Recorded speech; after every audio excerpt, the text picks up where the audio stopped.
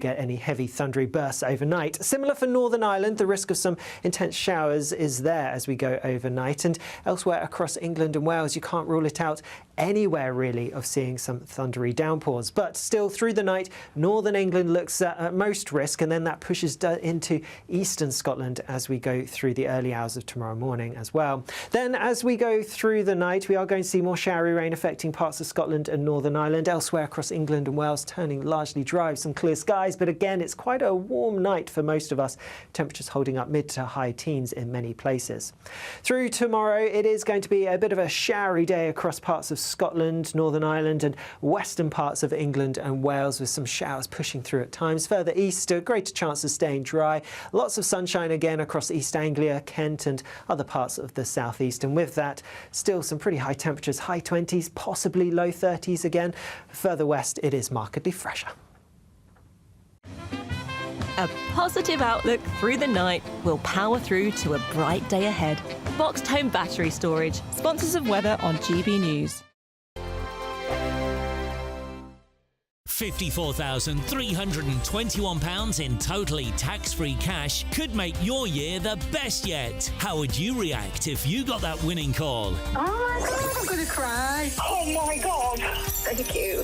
You weren't expecting to get that call today, were you? No, I wasn't. For another chance to win £54,321 cash, text cash to 63225. One entry costs £2.50 plus one standard network rate message, or text bonus to 63225. 5 entries cost £5 plus one standard network rate message. Go to gbnews.com/win. Entries start at £2.50. Call 0903 686 3232. Calls cost £2.50 plus your network access charge. Or post your name and number to GB14 PO Box 8690 Derby DE1 9TT. UK only. Entrance must be 18 or over. Lines close at 4 p.m. on the 1st of August. Please check the closing time if listening or watching on demand. Dubes & Co. Weekdays from 6 p.m. You have to tackle gross levels of inequality. Now, this is not about being... it's not about fairness or the politics of envy. It's about saying we need more money in average people's pockets so they can go out and spend. What's happening is a lot of people are spending all the money on rent and mortgages. So you want to take money off rich people and give it to poorer people? Yeah, but obviously, when I say rich, who do you imagine? No, well, I don't know, because I'm not proposing it. You tell me. So for me, I'm not talking about those who've done quite well, those who've grown their businesses. I'm talking about the billionaire class and the corporations. Oh. And I don't want to look at increasing income taxes necessarily. It should be about a wealth tax, because if we don't do anything about it, it's going to get worse. Now, what's interesting what you said about benefits, I know there's this pervasive idea. I just want to make that point quickly. Finish this point. She's about to spontaneously combust, but hang on. Go on, finish your point. There is this pervasive idea that, well, we need to cut benefits to force people into work. And you can understand the logic there. It makes sense, right?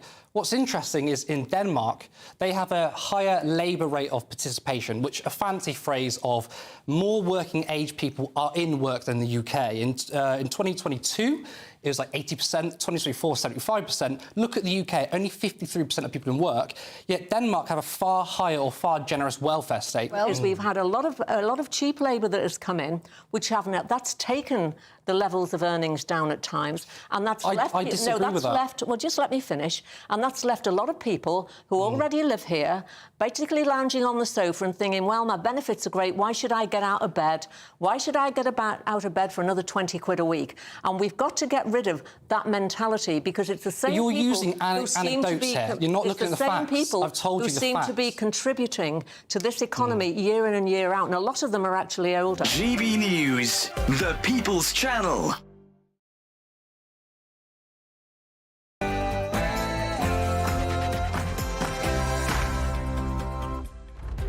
It's just before 10 a.m. on Saturday, the 21st of June. Live across the United Kingdom, this is Saturday Morning Live.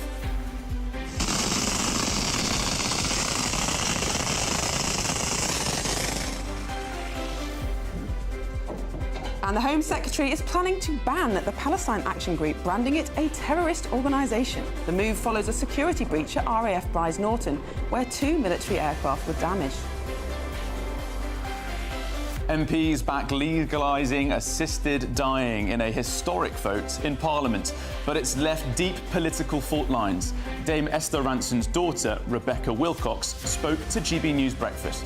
She has not spoken as a celebrity. She has always used her voice to speak for the voiceless. And who is more voiceless than somebody that has a terminal diagnosis, that is dying, or that has died a horrible, painful death? Tehran has announced that it will not hold talks with the United States until Israel halts its airstrikes on Iran. That's as new flight tracking data shows US military movement. We'll be joined live from Israel by Winston Marshall shortly. And mental health benefits claims are set to cost taxpayers £3.5 billion this year. So as Labour faces backlash from within its own party over welfare reforms, is it time to scrap benefits for mental health conditions like anxiety, depression and ADHD? We will be debating that. And it's officially the start of astronomical summer as a heatwave sweeps across the country. Let us know how you're spending this sunny Saturday. Perhaps you're with Doogie Beattie, who's hitting the beach in Margate. We're in marvellous Margate, where temperatures are soaring and the beaches are filling with those that are looking to have a fabulous family day out. The biggest stories, the boldest opinions and liveliest debates over the next 2 hours. I'm Miriam Cates. And I'm Charlie Peters, and your weekend starts here.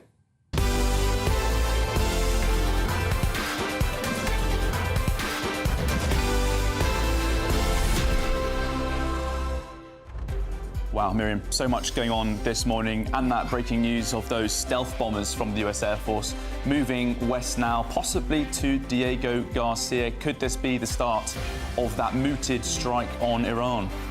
Yes, well, we may not see it happen during this programme, but certainly it seems that Trump is intent on doing that. Now, of course, Israel, in a way, I think, is doing the world a favour in getting rid of Iran's nuclear programme. But the question is, what comes next? If there is a regime change, could that just be more chaos in the region? Yeah, could we be dragged into that conflict in West Asia? It's certainly a big concern at home. People really don't want another massive war in the Middle East. But more than just war to discuss on this sunny Saturday, of course, Miriam. Lots of other topics coming up on the show. Yes, we've got a lively debate on whether or not mental health benefits should be banned. We're the only country in the G7 that's got a higher rate of economic inactivity post-pandemic than anywhere else.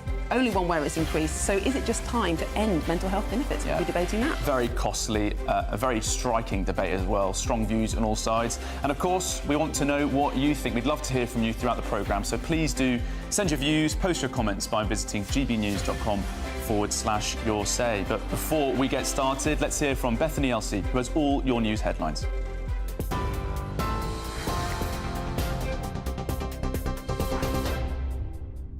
Miriam, Charlie, thank you. Good morning. Here's your latest headlines from the GB newsroom at 10:03. Iran is refusing to hold talks with the United States until Israel halts its airstrikes, insisting the country's nuclear programme is entirely peaceful. But overnight, Israel continued its bombardment of Iranian targets, and President Donald Trump says it would be very hard for him to ask Israel to stop its attacks. The White House says the president will decide within the next couple of weeks whether the US will get involved in the Israel-Iran war. Mr. Trump spoke to reporters in New Jersey. The material that they've gathered already, it's a tremendous amount of material. And I think within a matter of weeks, or certainly within a matter of months, they're going to be able to have a nuclear weapon. We can't let that happen. Well, the British Foreign Secretary, David Lammy, has branded the situation perilous and deadly serious and is calling for diplomacy over escalation.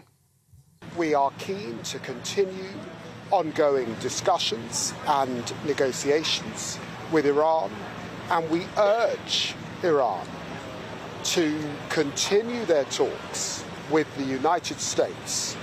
This is a perilous moment, and it is hugely important that we don't see regional escalation of this conflict.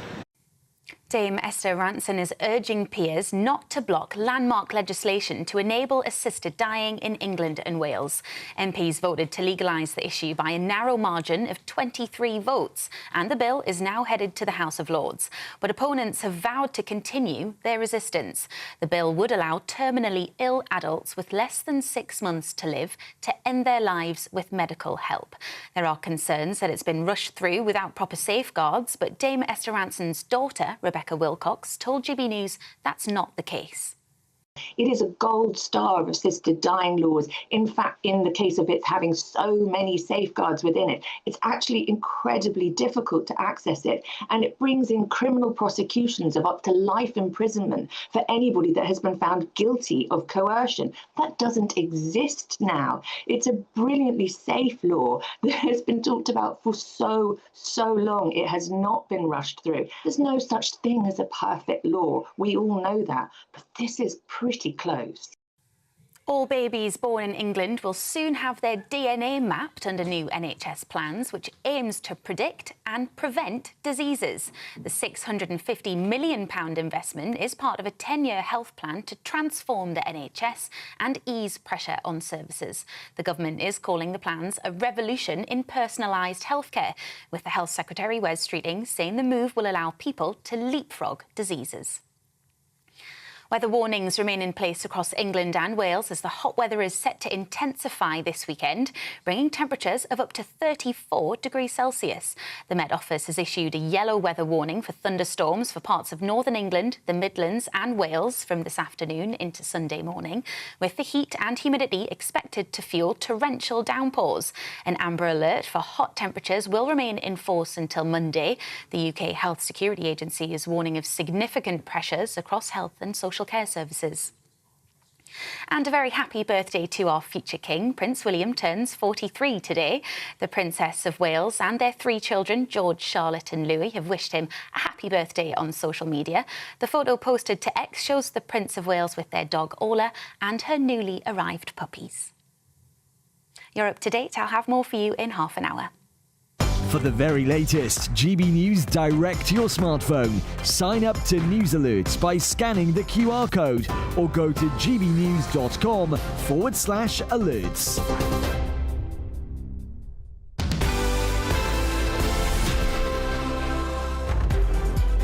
Thank you, Bethany, and welcome back to Saturday Morning Live with Charlie Peters and Miriam Cates.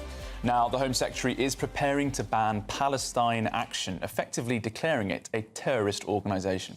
Well, it's understood that Yvette Cooper will deliver a ministerial statement about the group on Monday, which would then need to be enacted through legislation. Now, this comes after there was that dramatic break-in at RAF Bryce Norton, which damaged 2 military aircraft by spraying paint onto the plane's engines.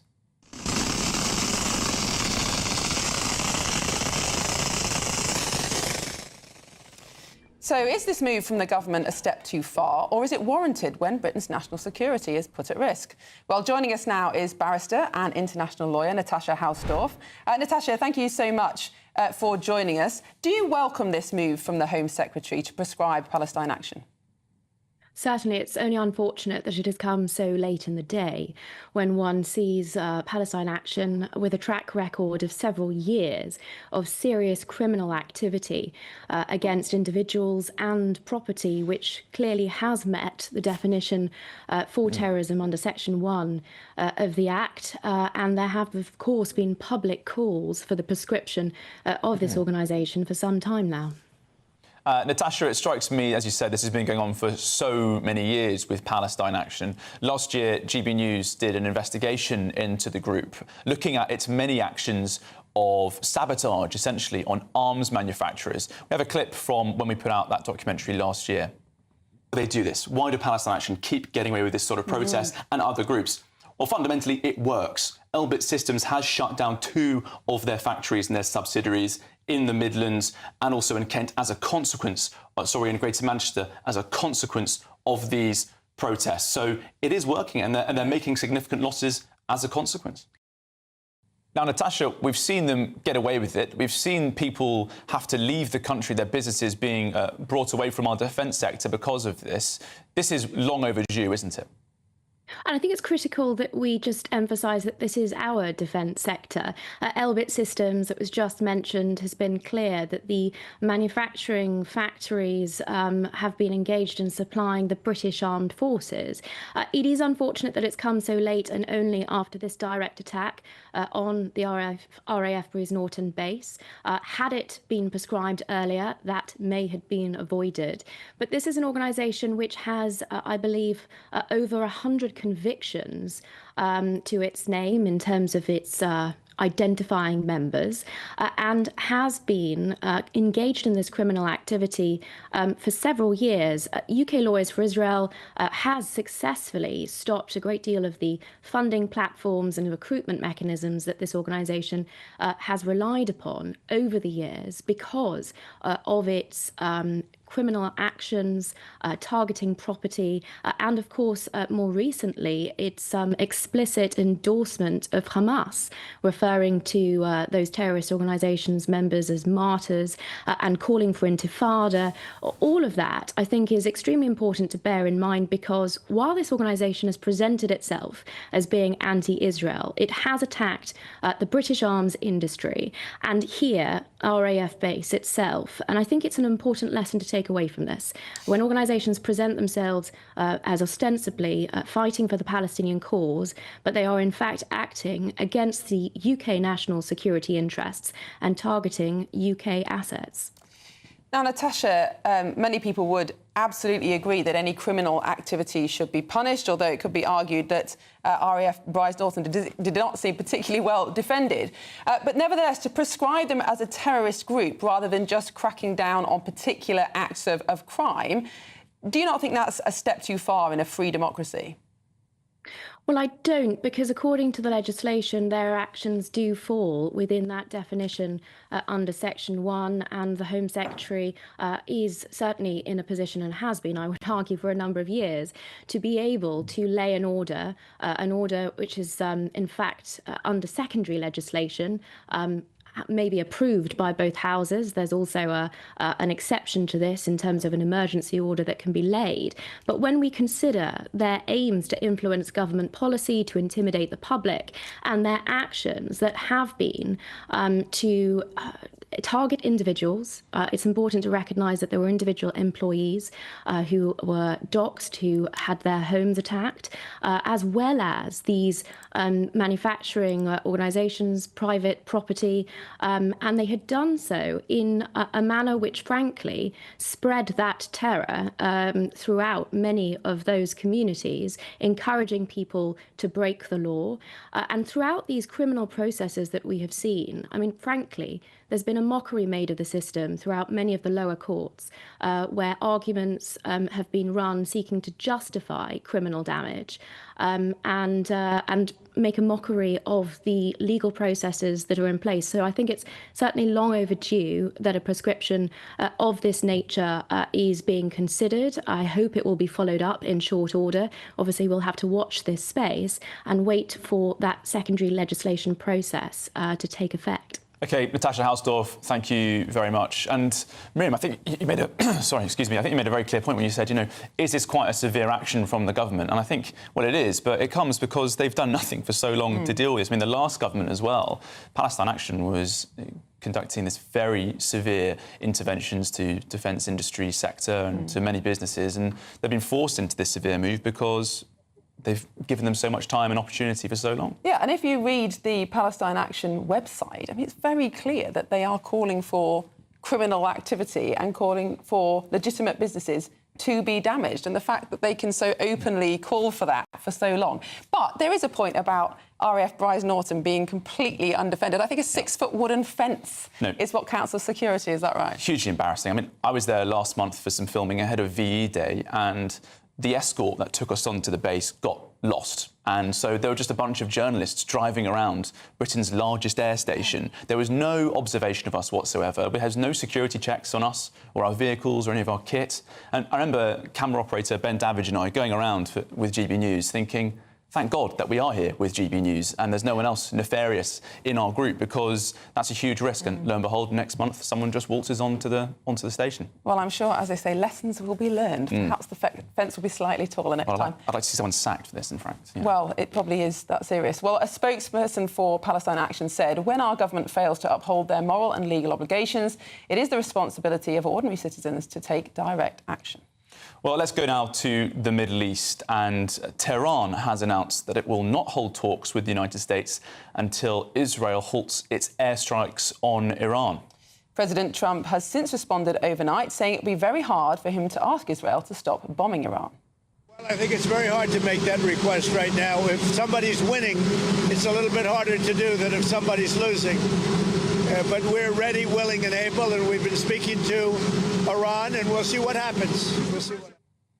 Ready, willing and able, of course. We were just saying in the last half hour or so that 9 B-2 stealth bombers appear to be heading to Diego Garcia now. Well, his comments follow Israel confirming late on Friday that it had carried out another wave of airstrikes on Iranian targets. And as we're saying, new flight data showing US military movement this morning.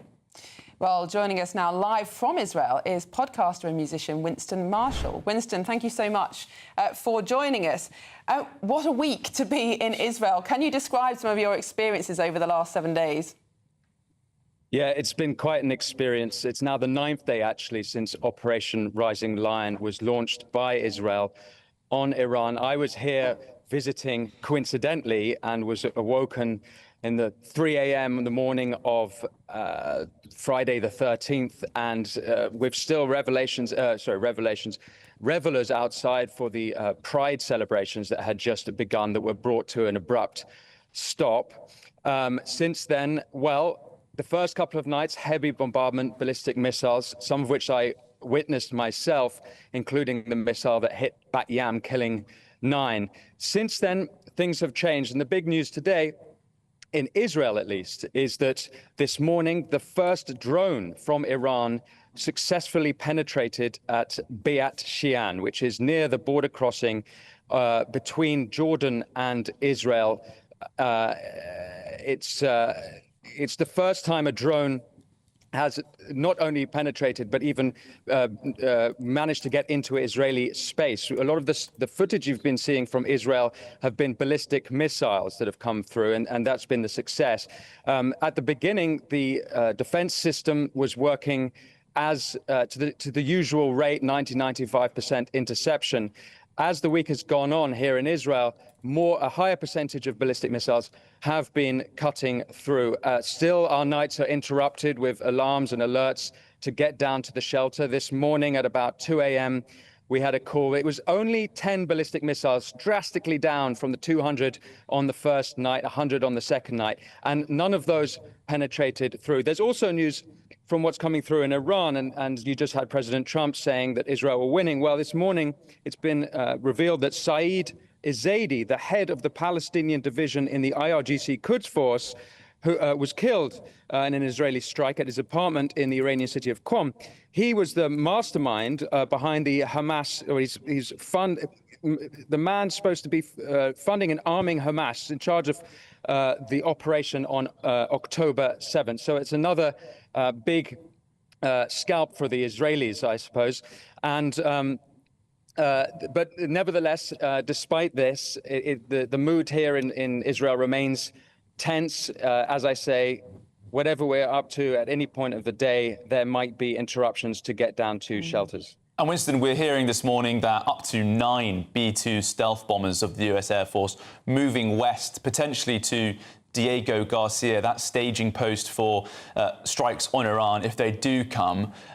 What's your reaction to that very quickly? And what's been the mood in Israel about the Americans joining in on their interventions in Iran? Yeah, well, on the B-2s, why this is significant is that the Israelis don't have either the bombers or the bombs to eliminate the Fordow nuclear facility, which is buried 80 meters beneath rock and soil. So it says. There are, I should note, Israelis saying there's other options to get rid of the Fordow site, which is one, to use their commanders, and I've even heard saying others say they could use their nukes, although they don't officially have nukes. But on the B-2s, it's been reported that there were B-2s lining up in the Middle East in Diego Garcia as early as April. Now, from the point of view of Israelis, the feeling is mixed. In one sense, they'd rather get it done without the American. Some people would rather have it done without the Americans involved. And others think the Americans only need to do this one operation, that then there need not be any boots on the ground, so to speak. And of course, that's a big conversation that's been happening in America between the America First and the isolationists and the ones who appreciate that being America First also means protecting American interests, not just around the world, but in America. And I think I should just also note on that point, and this applies to Britain. The Iranian regime, since the 1979 revolution, have been targeting Brits and Americans consistently throughout the period. In Britain, the most famous example, of course, is Sir Salman Rushdie, who only 3 years ago in upstate New York was stabbed in the eye following his fatwa issued in 1989. Winston, I'm so sorry. We are going to have to leave it there, but thank you so much for joining us this morning, and I hope you get home safely at some point. Right, well, still to come, should disability benefits for mental health conditions be stopped? We'll be debating that as the Labour Party faces a revolt over their plans for the welfare system. But next, we'll be going through Saturday's front pages with the Good Growth Foundation's Teresa Bischoff and political commentator John Oxley, including that story today that every baby will be DNA tested on the NHS. This is Saturday Morning Live on GB News.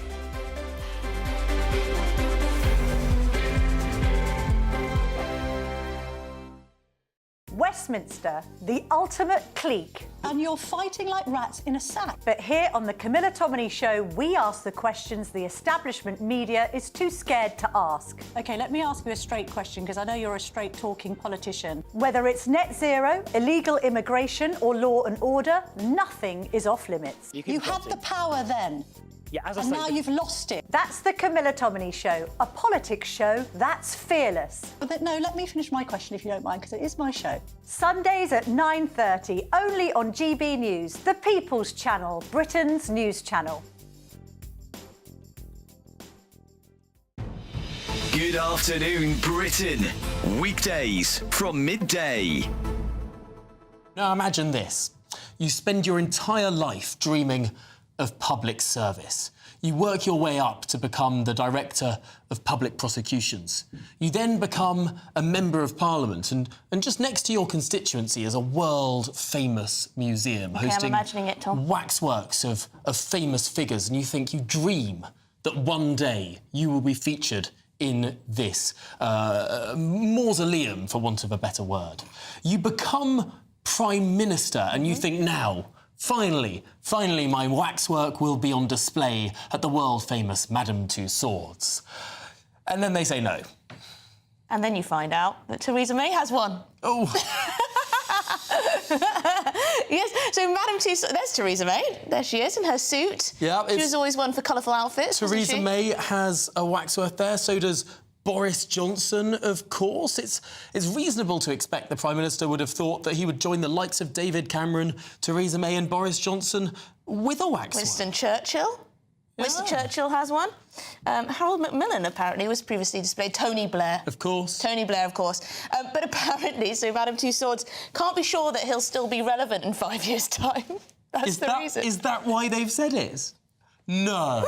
They can't be sure, so they don't want to put the money into it, presumably. Wow. I could imagine Keir Starmer commissioning his own.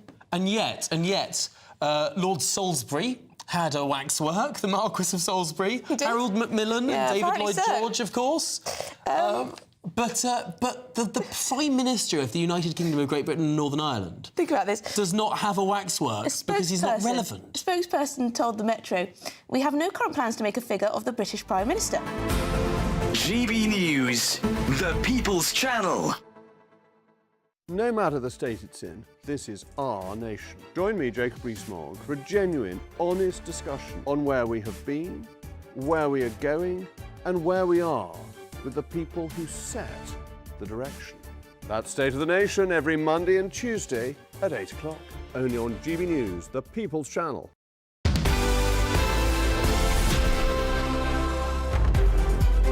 Welcome back. It's 24 minutes past 10, and joining us to look through the top stories of today, we have in the studio the head of campaigns at the Good Growth Foundation, Teresa Bischoff, and political commentator John Oxley. Welcome to you both. Morning. Thank you for joining us. Let's start with this story in the Telegraph. In fact, it's in several papers, I think. DNA tests for every baby on the NHS. And this is the story that every baby's genome will be mapped and I assume recorded for future use. What do you think of that? I mean, it's quite remarkable in terms of the future of medicine that we're capable of doing this. And I believe the idea is that if you take this sequencing, you can start to predict the sort of illnesses that someone's more likely to be affected for, and that will flow into research, treatment, but also lifestyle choices as well. There could be some serious downsides to this, though, couldn't there? I mean, for example, your data being sold to insurance companies, but also the psychological impact of knowing early on in life what diseases you may get later in life. Yeah, and we were talking about this earlier. I think reading the story, there is an option for parents to decide to opt out. But as you say, it kind of is a very personal choice. Do you want to know what illnesses might meet you later on in life or not? Because that's a pressure that, as a 5-day-old baby, you can't quite comprehend, I guess. Yeah. It makes me a bit nervous, I'll be honest, Miriam, this sort of blanket genetic testing, because it gets to the point when we sort of could be choosing winners when it comes to genetic investigation, as it were. Does that concern you, John? I think with this, obviously, it's being done after birth, so there's none of those worries about gene editing and technology that you're sort of seeing in some of the more kind of dystopian tech circles about. But it will probably be used to tell people who should and shouldn't have children.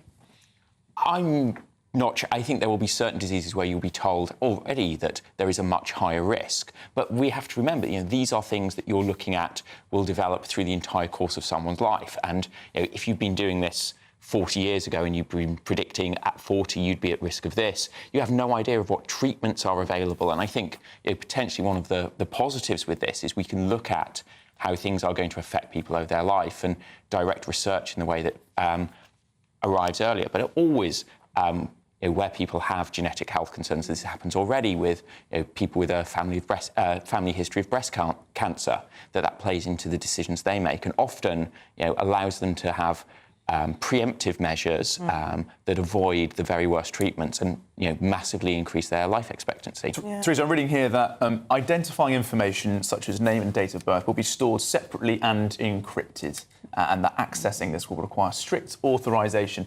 How confident are you, looking as you do in your day job at sort of British infrastructure and data capacity and all the rest of it, that this would be a successful thing that we can trust?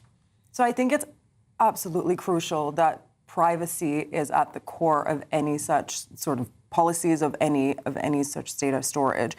It's hard to say whether it will be successful or not because we've seen hacks in places that we really weren't expecting it. In the NHS, of course, as well, in particular. For example, and it absolutely can't be the case that we just give this sort of DNA away for free, say, to foreign actors who may have ill intentions in their use. But I will say that we know that prevention could add billions to the UK economy, right? And so if this is the kind of thing that puts us in the right direction, I think it's absolutely right to be giving it a go. As you say, though, there are risks around data, and it's the kind of thing, I was talking to John earlier, it feels very unconventional. It feels like something that I've not heard much about, but it could have really, really great benefits. I'm highly sceptical. It will not be used for good. I think that's what history teaches us. Better not to know. Also, you might get hit by a bus when you're 30 and you spent your whole life worrying about some disease you're going to develop at 60. Yeah. Cheery thought. Yes. Should we move on to something equally cheery? Yeah, let's go on to the Mail now, because they've got this story about reckless cyclists who kill pedestrians could get life. I wonder if you could do genetic testing to find out who might be a reckless cyclist later in life. John, is this the sort of sentencing requirements that are needed for dangerous cyclists in life? It is. Basically, the idea is it is putting it on a parallel with if you are a dangerous driver and that results in someone's death. Now, it is a very limited issue. I think there's about 3 deaths a year caused by collisions with cyclists, whereas sort of 100, 150 people a year are convicted of death by dangerous driving.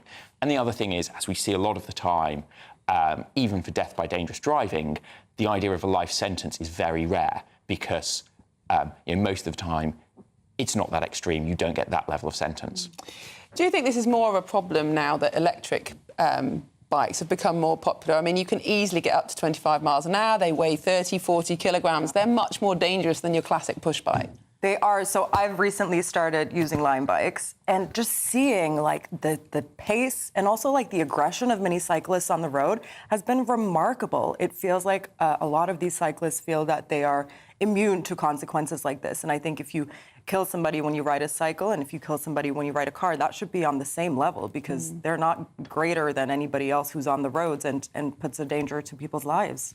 Teresa, very quickly, sorry, before we move on, we've got to get this story in the Times about the HS2 boss taking home £4.5 million for presiding over an appalling mess. What's your view? I mean, I think Heidi Alexander has said that the whole of HS2, the failures surrounding it, it's been an appalling mess. I certainly don't think it's something that should be rewarded. I think that at its core, this was intended to improve regional inequalities. It's not done that. Over the last few years, that has been but a slogan if we think back to levelling back. And I think, as I say, it's not something to be rewarded for. And the previous boss of HS2 was now appointed as the head of the Office for Value for Money. So make of that what you will. Well, thank you, Teresa and John. And still to come, should disability benefits for mental health conditions be stopped? But before we get on to that, let's have your latest news headlines with Bethany Elsey.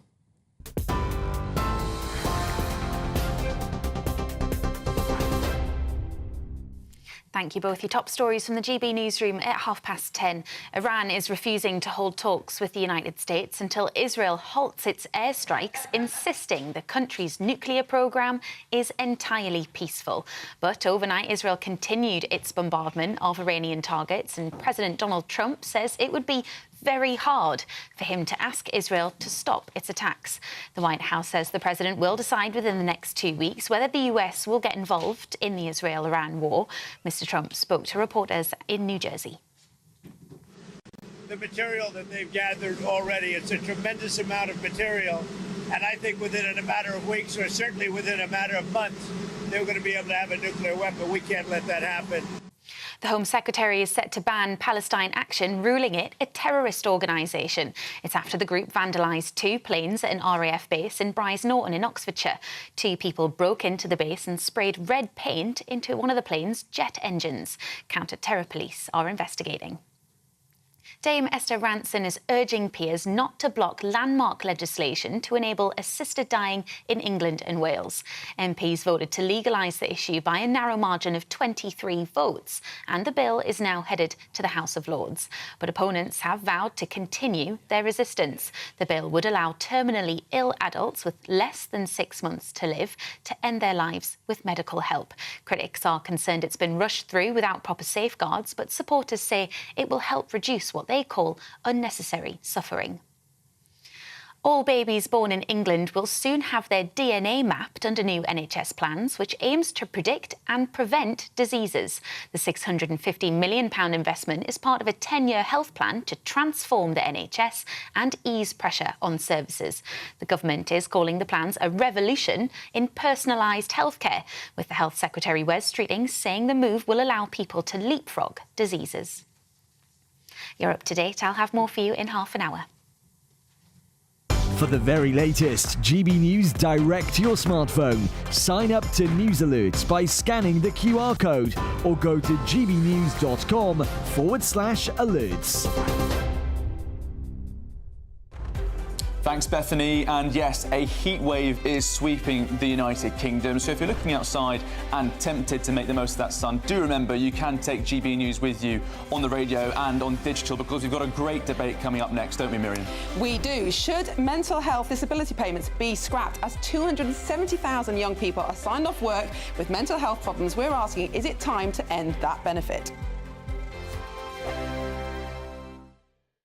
Good morning. This is your GB News weather update from the Met Office. Now, today's likely to be the peak in the heat for many, particularly across central and eastern parts with high humidity as well. All of this leading to some thunderstorms developing later. We do already have some showers developing across parts of the southwest in particular. These are going to become more widespread across many parts of England and Wales. And as we head through the afternoon, some heavy thundery ones quite likely, especially across northern parts. Watch out for some large hail, frequent lightning, even some some gusty winds as well. Like I said, it's the peak in the heat for many today.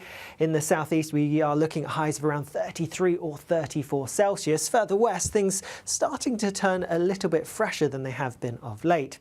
Then as we go into this evening, well, it's looking mostly fine to end the day across Scotland, but there will be a few showers around, and although the impacts don't look to be as great here as across northern parts of England where we have a warning out, nonetheless we could still see some impacts if we do get any heavy thundery bursts overnight. Similar for Northern Ireland, the risk of some intense showers is there as we go overnight, and elsewhere across England and Wales you can't rule it out anywhere really of seeing some thundery downpours. But still through the night, northern England looks at most risk, and then that pushes into eastern Scotland as we go through the early hours of tomorrow morning as well. Then as we go through the night, we are going to see more showery rain affecting parts of Scotland and Northern Ireland. Elsewhere across England and Wales turning largely dry with some clear skies, but again it's quite a warm night for most of us. Temperatures holding up mid to high teens in many places. Through tomorrow it is going to be a bit of a showery day across parts of Scotland, Northern Ireland and western parts of England and Wales, with some showers pushing through at times. Further east, a greater chance of staying dry. Lots of sunshine again across East Anglia, Kent and other parts of the southeast, and with that still some pretty high temperatures, high 20s, possibly low 30s again. Further west it is markedly fresher.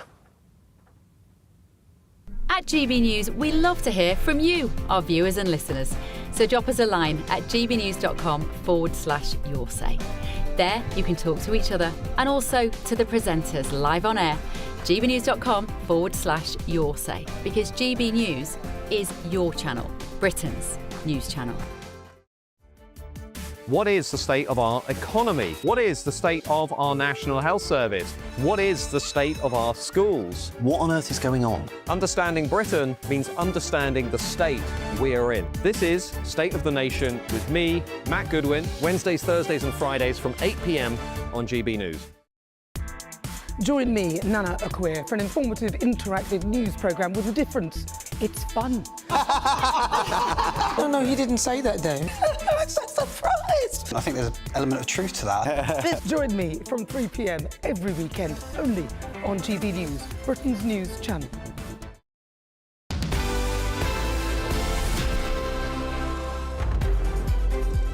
Welcome back. And Labour's welfare reforms have caused controversy ever since the Work and Pensions Secretary Liz Kendall announced them last month. Yes, official figures show that since lockdown, disability claims have surged, with 1 in 4 Britons now classed as disabled. Well, perhaps the biggest strain on the system, though, is mental health claims. Such claims are set to cost taxpayers £3.5 billion this year alone. So, is it time we cracked down and stopped benefits for mental health conditions like ADHD, depression and anxiety? Well, joining us now is the Head of Operations at the Autonomy Institute, Jack Kellum, and mental health author Rachel Kelly. Welcome to you both. Thank you for joining us. Jack, starting with you, we are the only country in the G7 that has increased worklessness since the pandemic. Do you think the overdiagnosis of mental health claims could be a reason for that? Right. I think we have to put lots of this in context. We've had 15 years of the same failed approach to dealing with our welfare system. We've had 15 years of a really harsh, conditional, punitive system. It's failed. It's failed the people it's trying to help. We've seen people push into poverty, insecurity. People die as a result. Every round of these cuts to get paid, there are people who are caught up in it, who are unfairly targeted, who die. Errol Graham starved to death after his disability payments were cut. Philippa Day committed suicide. There are people at the end of this when we have these conversations. So we can either keep going with this harsh, punitive, failed approach, or we can try and do something differently. Doubling down, like this proposal would be, and like the general approach for government so far suggests, it doesn't work. We've got the evidence on the table. As much we can debate this much, it hasn't worked. It doesn't push people back into work by cracking down on ideas like this. We can try and do something different. Something like a universal basic income, which there are some really interesting trials of going on around the world, in the US, in Finland, in Wales, amongst carriers. We can see that can support people into work, give people the security they need to move into the workplace, to remove the precarity that often characterises this. So, look, we can really get caught up in particular cases of young people with anxiety and pretend that that's the main problem hitting us here. But it's not. It's crises of overwork, of burnout, of low pay.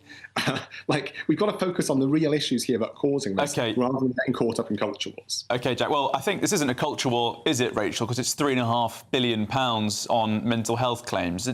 What do you make of Jack's argument there? Well, I'm not a politician, and obviously there are very difficult trade-offs to be made on public spending, on what we're choosing to spend our money on.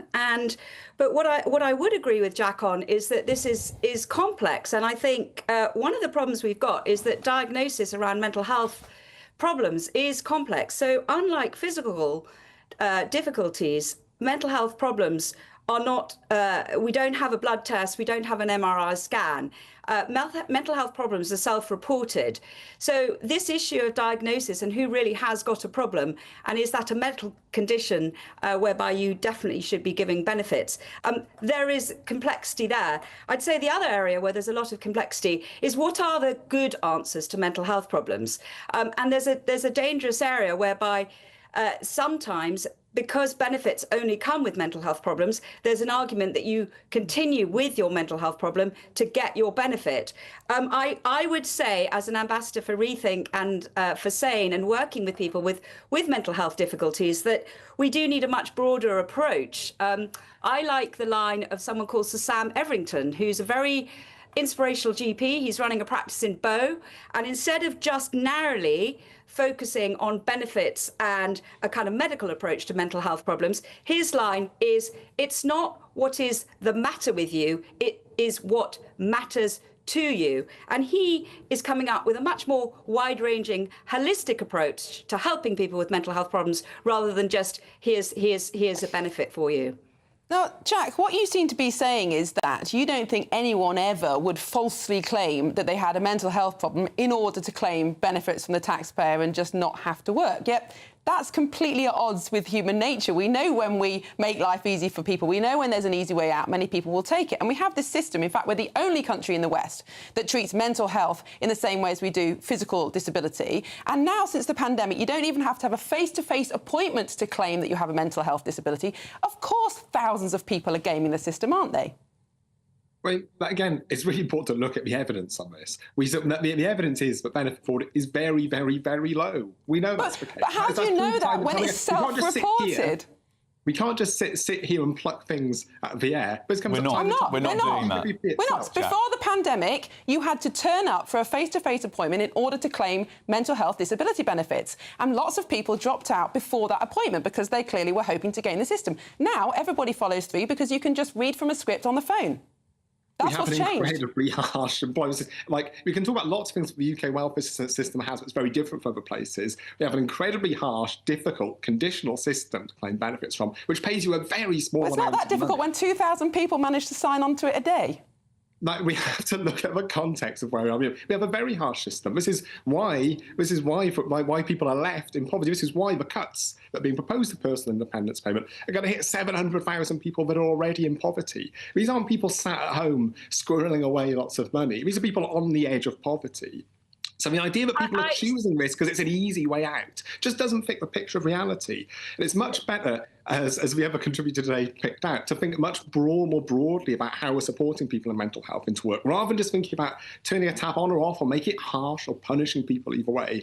Having a more holistic approach which gets serious about the issue, rather than treating it as a debating point as to whether loads of people are claiming fraud or not, is a much more important, rational way of approaching this. Well, Rachel, Jack doesn't want to treat it as a debating point, but he's come on to debate it nonetheless. Are we plucking things out of air here? But there is a serious issue, isn't there?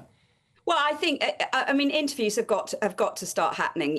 I absolutely agree with you, the idea that you can just sign on online. I do also agree with Jack. I think the level of benefit fraud is probably quite low. But having said that, we have got to have interviews, and we've got to look in more detail at the two cohorts of people who are experiencing mental health problems. We've got two. We've got young people, and then we've got people who dropped out of the workforce during COVID and have never come back. And some of their issues are to do with loneliness, disconnection, and it's not necessarily just about getting a paycheck. Those are the sort of issues where we could be addressing, community support in the way that it's happening in this GP surgery I was telling you about in Bow. So I do think we need to be, we do need those interviews though. Jack, why should it be the taxpayer's responsibility to support people who say they can't work? Isn't the family the best placed to support people in that situation?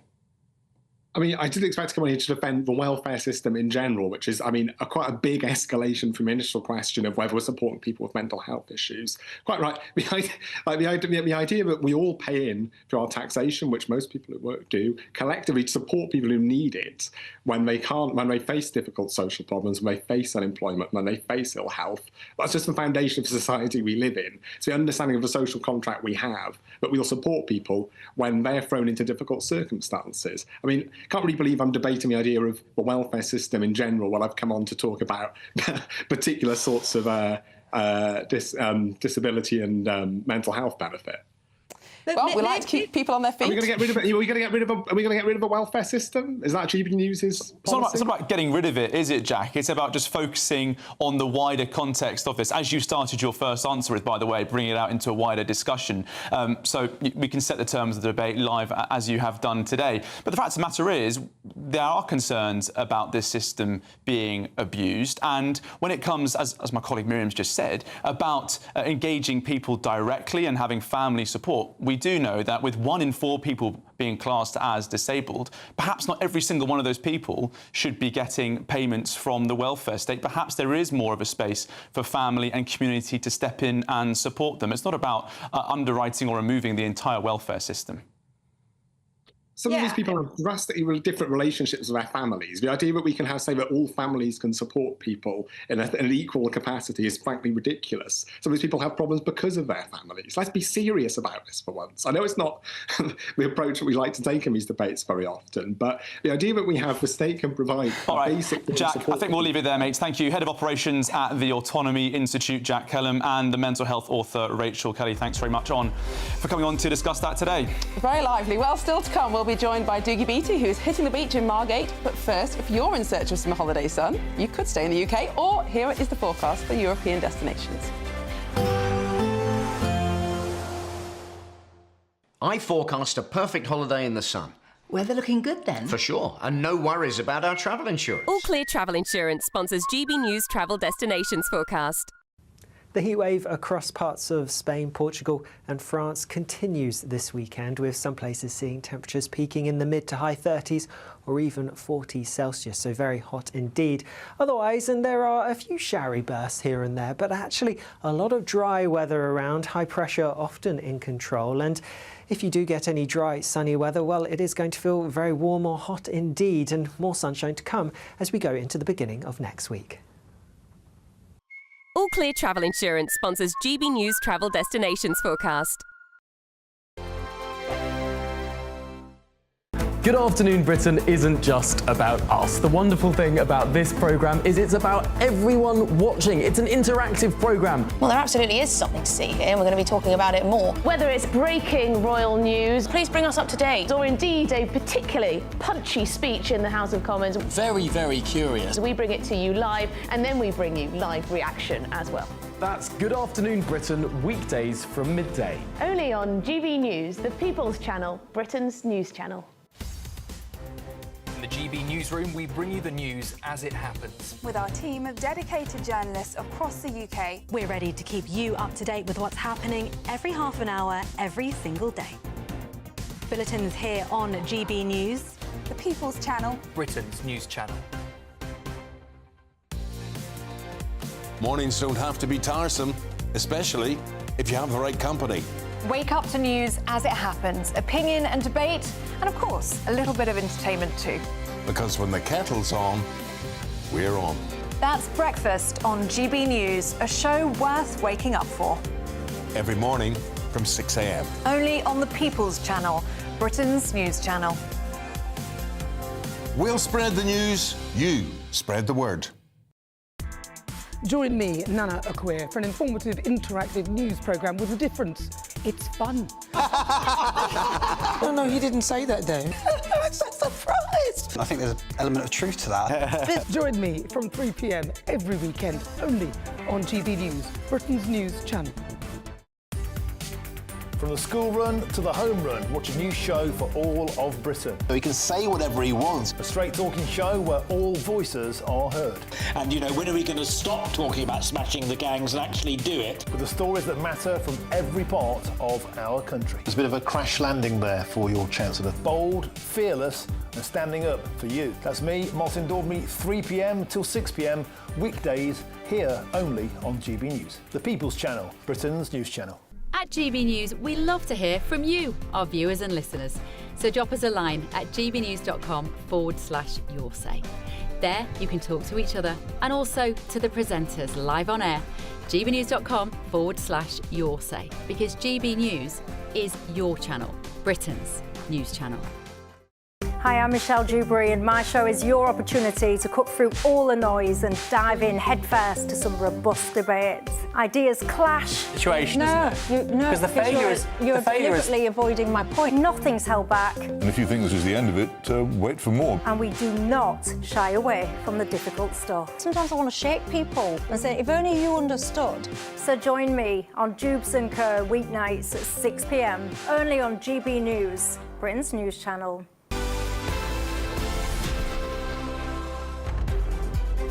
Welcome back to Saturday Morning Live. Now, Britain is sweltering. Temperatures are soaring into the 30s. Some areas pushing 34 degrees this weekend, and we've seen our hottest day of the year so far. Well, as the heatwave peaks, experts have warned that nearly 600 heat-related deaths could occur by Sunday, with the most vulnerable at serious risk. Well, we're joined now by Doogie Beattie, the GB News reporter. He's live in Margate in Kent. Doogie, how's the sun? The sun is marvellous. Look at that for temperature. 35 out in the open, not in the shade, 35. And Margate is absolutely coming down with people who are enjoying the sun here today. I mean, there's football on the beach, there's kids' rides, people in paddling, sailing boats out in the harbour. And right across the beach, it's like a scene out of Benidorm, to be honest. It's absolutely marvellous. Look at that, the whole way along the actual coast here, and it's only 10 to 11 in the morning, so you can imagine what this is going to be by about 3 o'clock this afternoon. We're going to be absolutely up to where I'm standing now, and people. But yeah, there is a marvellous atmosphere here, and of course Margate is one of the oldest seaside towns that facilitated bathing back in the day, and since then it's gone down the hill a little bit. A lot of people going off on foreign holidays, but really this shows you what the town can do. And earlier on I caught up with a few of the people enjoying themselves. I think we're doing pretty well. We've got a high-speed train line from St Pancras. We've got a great art gallery, got lovely cafes. I think we could probably do a bit with rubbish cleaning and making it a bit smarter. I'm struck by the charm. Yeah, it looks to be in transition, but look at what it has here to offer people. I'm here. I'm going to stay for a few more days, that's for sure.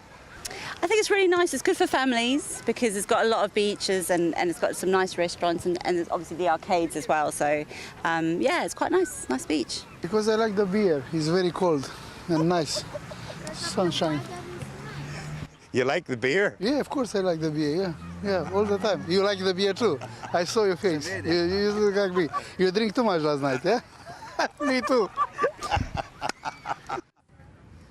Well, he read my mind there, didn't he? He was sitting there with freezing cold beer and me not allowed to touch a drop while I'm working. But yes, it is a fabulous town. There's people carrying prams onto the beaches. Many, many more still arriving. You can see the traffic behind us starting to really get very busy now. And of course, that will call in the car parking. How much car parking is in Margate. But you can get a train here. Lovely place to be. 35. Where else would I want to be on a Saturday afternoon? Doogie Beattie, you say you can't have a drink. The number one rule is, of course, don't get caught. Enjoy the sun down there on the coast, mate. Make the most of it. Well, we've got lots more to come on Saturday Morning Live today, but honestly, I just want to I want to go back to do you as soon as we can, if possible, to be honest. It does look rather amazing, especially from the point of view of being in a basement all day, but I'm sure it's beautiful out there. Well, we have got some top stories coming up, especially about worrying stats about the cost of your summer holiday, but the answer is go to Margate. Yeah, it seems to be a wonderful space to be at the moment, but of course people do get a bit upset about this stuff, don't they, Miriam? They get a bit agitated in the hot weather. They get a bit political about it. Love to claim. I mean, far more people die of cold, like 10 times, than die of heat each year. So, you know, swings and roundabouts. We should be making the most of this moment. Absolutely. Although we don't want to necessarily turn this lovely discussion about the hot weather into one about death. Miriam is wearing a black dress. It's clearly on her mind. It's purely coincidental after this week, Charlie. These things happen. Anyway, don't go anywhere because we've got lots more coming up. But first of all, here is your weather.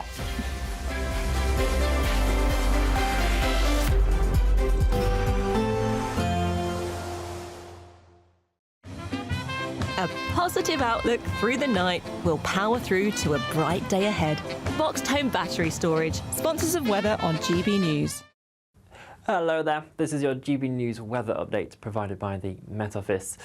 Heat is very much across the UK at the moment. You'll certainly have noticed it first thing this morning. Northern Ireland has provisionally recorded its warmest June night on record.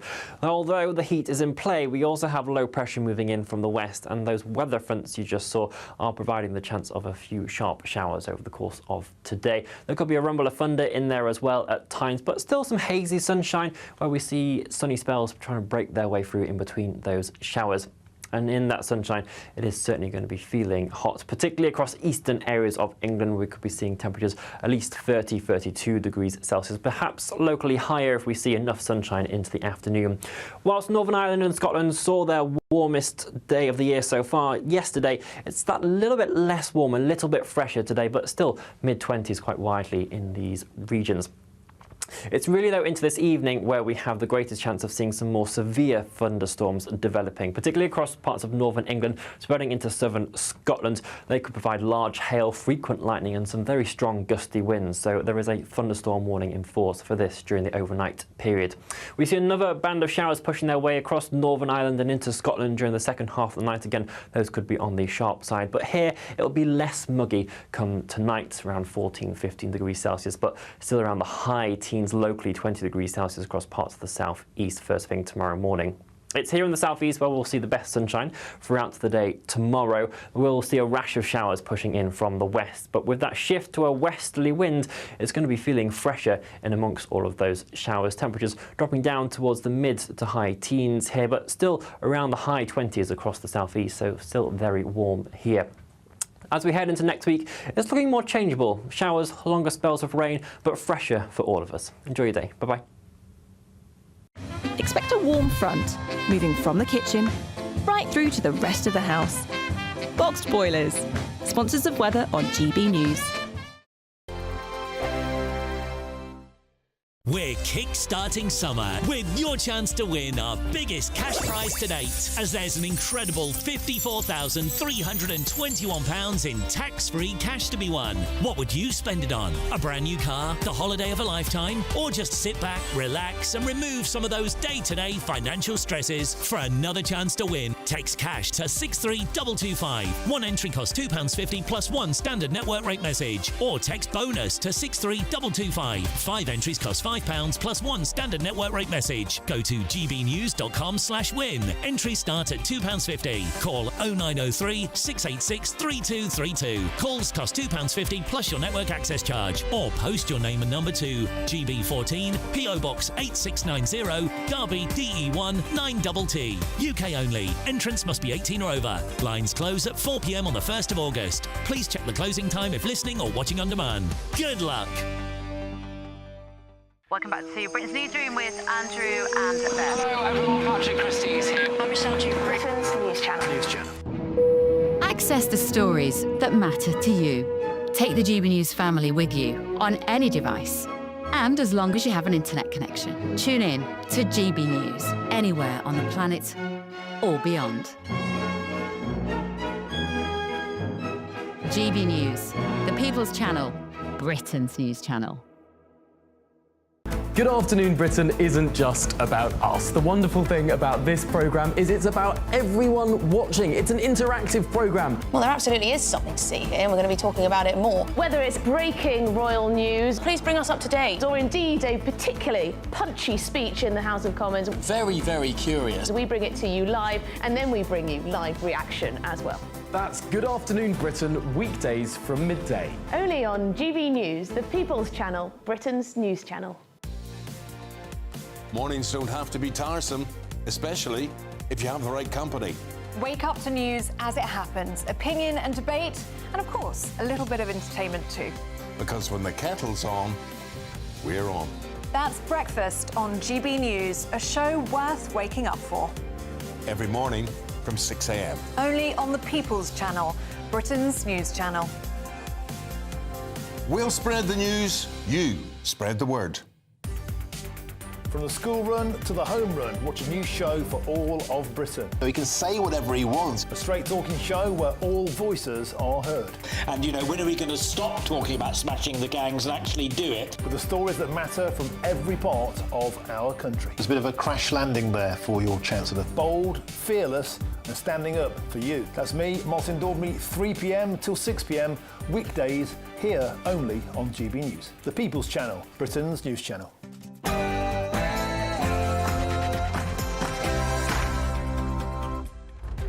It's just before 11 a.m. on Saturday, the 21st of June, live across the United Kingdom. This is Saturday Morning Live.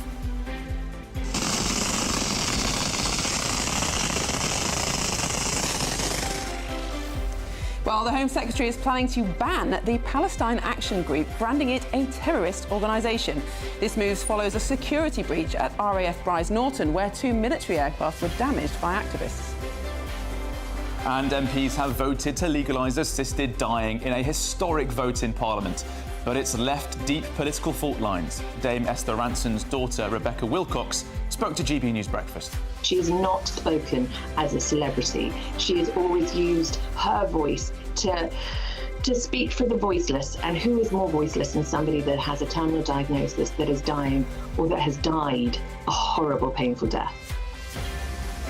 And a new report has shown that 78% of those going on holiday this year are worried about the impact that President Trump's tariff policy may have on prices in destinations abroad. So which country has the best value for money? We'll be speaking to a travel expert to get some advice. And talking of sunny getaways, it's officially the start of astronomical summer as a heatwave sweeps across the country. Let us know how you're spending this sunny Saturday. Are you going to be on that beach in Margate? Well, we have the biggest stories, the boldest opinions and the liveliest debates over the next hour. I'm Miriam Cates. And I'm Charlie Peters, and your weekend starts here.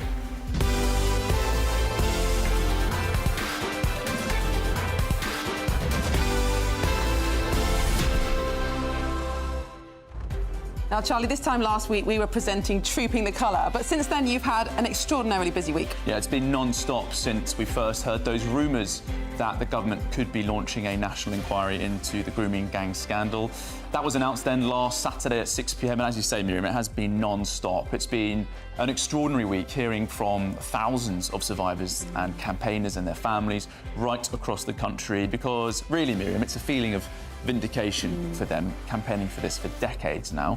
And also, you know, I have to say, a bit of a vindication for GB News, because we stuck with this and we pushed on with it. When a lot of other people thought it was an old story, absolutely isn't. It's really vital that we finally get the truth and certainly a lot of justice on this issue now. And even just yesterday, you were hearing that this may still be going on in some towns, still have not got to grips with it, still not prosecuting the perpetrators. Yeah, we were live in Newcastle yesterday because we revealed yesterday that there are live intelligence reports of ongoing grooming gang activity in Newcastle. But, you know, as we've always said, Miriam, this is an issue that's affected over 50 different towns and cities right across the country. We've put up maps showing those areas. We were very clear on that when we released that report 2 years ago. Politicians then didn't listen. They didn't listen in January when it came up again. But finally, it seems people are paying attention. And do you think this inquiry is going to be the answer? Will this result in mass prosecutions, or is this just going to be exposing more details, perhaps that we don't know already, but without the kind of outcomes that the survivors want? That's the next big challenge, isn't it? In a way, Miriam, the hard work starts now. We've got to make sure that inquiry does the job it's meant to do, because if it does, then there'll be thousands of people who are very nervous about getting a knock on the door, and thousands more very hopeful for some justice. What do you think about that announcement? Please let us know. Send your views, post your comments, gbnews.com/your say. A momentous week, I'd say, also for GB News viewers who've engaged with this story so much. Before we do anything else, Bethany Elsley has all your news headlines.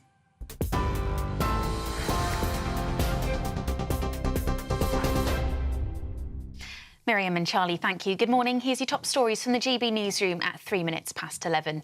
Iran is refusing to hold talks with the United States until Israel halts its airstrikes, insisting the country's nuclear programme is entirely peaceful. But overnight, Israel continued its bombardment of Iranian targets, and President Donald Trump says it would be very hard for him to ask Israel to stop. The White House says the president will decide within the next 2 weeks whether the US will get involved in the war. Mr. Trump spoke to reporters in New Jersey. The material that they've gathered already, it's a tremendous amount of material. And I think within a matter of weeks, or certainly within a matter of months, they're going to be able to have a nuclear weapon. We can't let that happen. Well, the Foreign Secretary David Lammy has branded the situation perilous and deadly serious and is calling for diplomacy over escalation. We are keen to continue ongoing discussions and negotiations with Iran, and we urge Iran to continue their talks with the United States. This is a perilous moment, and it is hugely important that we don't see regional escalation of this conflict.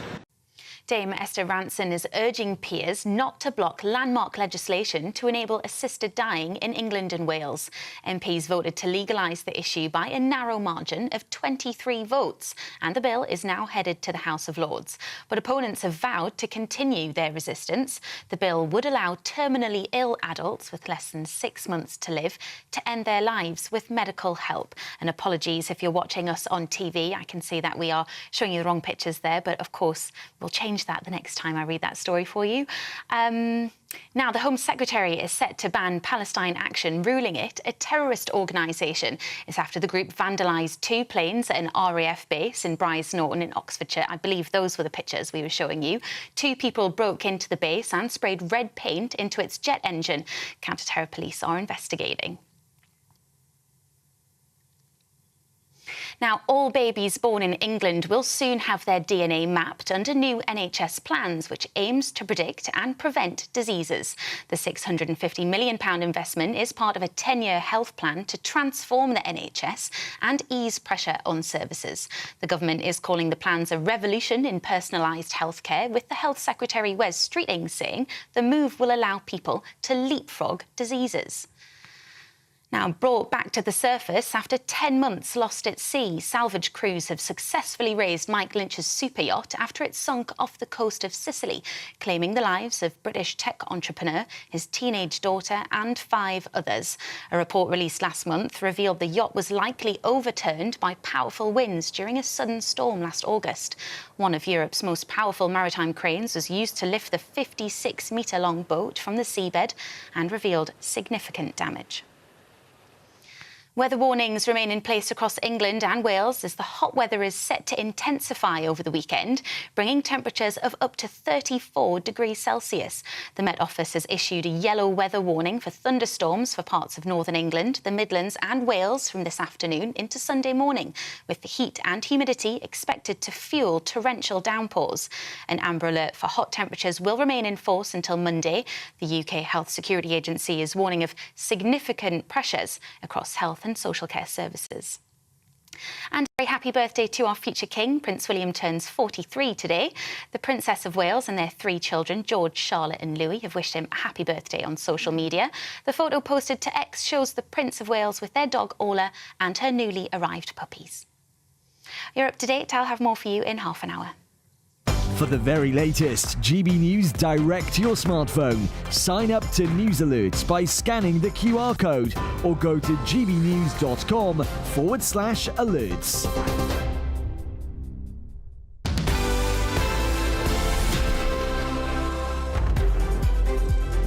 Thank you, Bethany, and welcome back to Saturday Morning Live with Charlie Peters and Miriam Cates. Well, in a historic vote, the divisive assisted dying bill is a step closer to becoming legislation in England and Wales. The ayes to the right, 314. The noes to the left, 291. The ayes to the right, 314. The noes to the left, 291. The ayes have it, and look! Well, Kim Leadbitter's bill passed the final Commons hurdle by just 23 votes. And the Health Secretary has sounded the alarm, warning that there's no money to cover the estimated £500 million needed to implement the bill in its first decade. Well, GB News spoke to Rebecca Wilcox, Dame Esther Ranson's daughter, earlier on. What I have listened to are the stories of the most courageous families you can possibly imagine, who have told me of the endless trauma and tragedy surrounding the dying of their loved one that could not be eased by palliative care. I understand as well that assisted dying can go hand in hand with palliative care. They are not mutually exclusive. It is just another tool in the med bag of a consultant palliative care doctor. And it's one that so many doctors agree with. There are letters being sent to MPs from 50 of the most senior palliative care consultants saying this is something that we need, this is something that we can use within our brilliant palliative care system. Well, joining us now is the Conservative MP for Reigate, Rebecca Paul. Rebecca, thank you for joining us this morning. It was a passionate debate in Parliament yesterday, but lots of concern that MPs don't really know what the outcome of this bill could be in terms of whether or not it will be extended beyond the supposed safeguards, whether or not vulnerable people will be coerced into taking their own lives. Do you think MPs properly understood what they were voting for yesterday? Thank you so much for inviting me on today. So sadly, I don't think a lot of the MPs had taken the time to properly read the bill. So I've said many times that I'm not against the principle of assisted dying, but I'm opposed to the bill. I sat on Bill Committee for several months and went line by line, word by word, and there just aren't adequate safeguards. And it's very clear that there will, of course, be some people that benefit from assisted dying, but there's a much, much larger group of very vulnerable people that stand to lose out from this and be harmed. Rebecca, you were part of that committee stage, of course, as you've just referenced, going line by line through the bill. Did you feel as though the witnesses were balanced in ensuring that both sides were understood on this debate? So from my perspective, no, I didn't feel like they were balanced. However, having said that, in some ways, it actually shone a light on the full impact of assisted dying. So, for example, we had some doctors from other territories that were very pro-assisted dying, and actually some of the language they used around safeguards being a barrier to access, you know, that kind of stuff actually hit quite hard. So I don't think it necessarily was detrimental to those of us that were opposed to the bill. It really did shine a light on what happens when you introduce such a monumental change into how you deliver healthcare and how you look after the elderly and the infirm and the unwell in our communities. Now, you and many other MPs tried to introduce amendments in that committee stage to improve the safeguards in the bill, for example, to prevent people suffering from anorexia being eligible for assisted suicide, or to prevent doctors actually raising the possibility of assisted suicide with their patients. Now, those were all rejected by Kim Leadbitter. Why do you think she and her supporters did reject these very sensible amendments? I'm fascinated by the strategy. I really can't understand why they didn't accept them. So both the things you've raised, it's very clear the amendments we put forward, they weren't wrecking amendments. They were genuine amendments that would improve the safety of the bill. So, for example, as you referred to, a doctor should not raise it first with a patient. That is a basic safeguard. And for some reason, they rejected it, and I have absolutely no idea why. And I'm really hoping when it goes through the Lords that debate will be had again, and that important safeguard can be put into the final bill. Rebecca, is this Parliament at its best? I've heard this phrase repeated a lot since the debate for assisted dying started, and it certainly was very loud yesterday as the vote was coming in. Mostly people, funnily enough, who supported the bill were saying that. But do you recognise that characterisation of Parliament? So it's difficult for me to judge because I was only elected last year. So this is my first experience of Parliament, to be honest with you. And wow, what an experience to be chucked in the deep end with assisted dying and abortion all in my first year. It didn't feel like, if I think about my career, I'm from a professional background. I was a chartered accountant for 20 years. Does this feel like the best way to make decisions? No, I feel like facts and evidence were pushed aside. I think it became quite tribal and ideological, and people wanted to win rather than actually listening to the very real issues. And as I've always said, there became this battle about suggesting that those of us against it were, against it for religious purposes. Well, there's lots of us. I'm an atheist. That we literally came at it from we must protect the vulnerable. And I really feel like I wasn't heard, to be honest with you, by the other side. Now, Rebecca, you mentioned that other vote this week, the vote to decriminalise abortion to birth. And what's so interesting about that vote, the assisted suicide vote, also the debate around the grooming gangs inquiry in Parliament, is that MPs are in such a different place to the mood of the general public. Just 1% of the general public agree with that abortion vote, and yet over 70% of MPs voted for it. Do you think the divide between the worldview, if you like, of Parliament and the public is growing ever wider? It does feel like that, and I think, unfortunately, this is the reality of a Labour supermajority. And it would be the same with any colour of government. You don't want such a supermajority in place, and we are now seeing more extreme laws come through as a result of that. And I have to say, the abortion vote was particularly. I was absolutely devastated by it, and it wasn't even close. If you look at the numbers of votes, we were completely outnumbered. It went through with ease. And again, very good arguments would be made as to why decriminalisation was the wrong solution to the issue of increased prosecutions, but no one was listening. And there wasn't time to debate it properly. I think there was 40 minutes of backbench debates. Yeah, not sufficient at all. Well, Rebecca Paul, thank you so much for joining us this morning. Rebecca Paul, MP.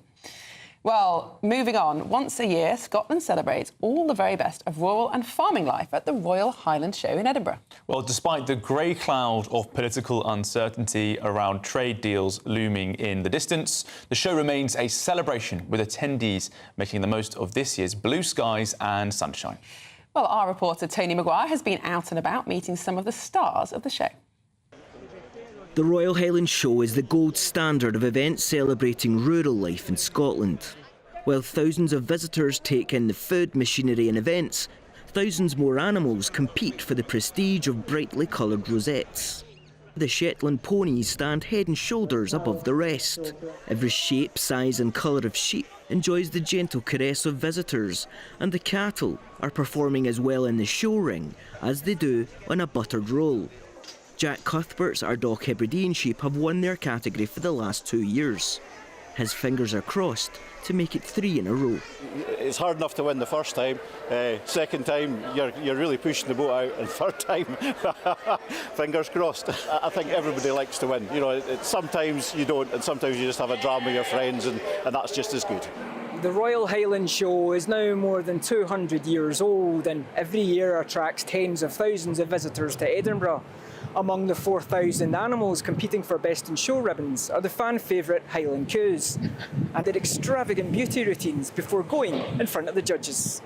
Firstly, we have to wash them in the morning, and then they get a quick blow dry, brush them up, glue, limo shine. We brush that all together to make them look wider and longer and deeper throughout the body. And then the final touch is like a bit of oil on their horns to make their face glow up, to make them look nice for the judge. There's no doubt the Royal Highland Show is a celebration of farming life, some respite from the political pressures of late. Ian Murray once worked at this very festival serving drinks at the Young Farmers' Ball. He returns this year as the Scottish Secretary and insists farmers should give Labour's trade deals a chance.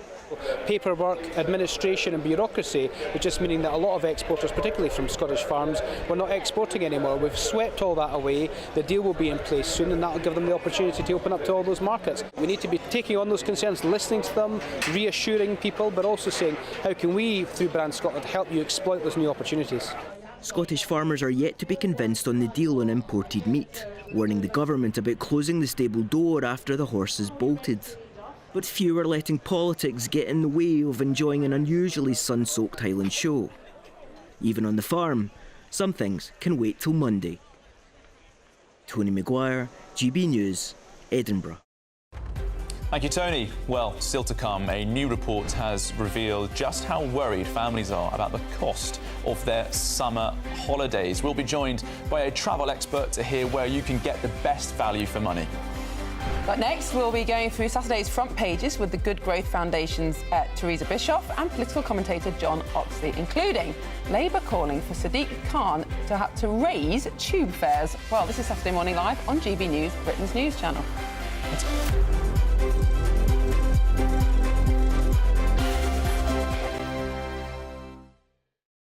Westminster's full of talk, but out here, it's the real world. Am I allowed to talk now? No, that's it. This is where it matters, real people and real lives. That's what politics is all about. In fact, has Trump made a good start? No. Straight answers, no spin, and just a couple of pints. How many fingers have I got up? About 10. So join me for Lee Anderson's Real World every Friday at 7 p.m, only on GB News. The People's Channel, Britain's news channel.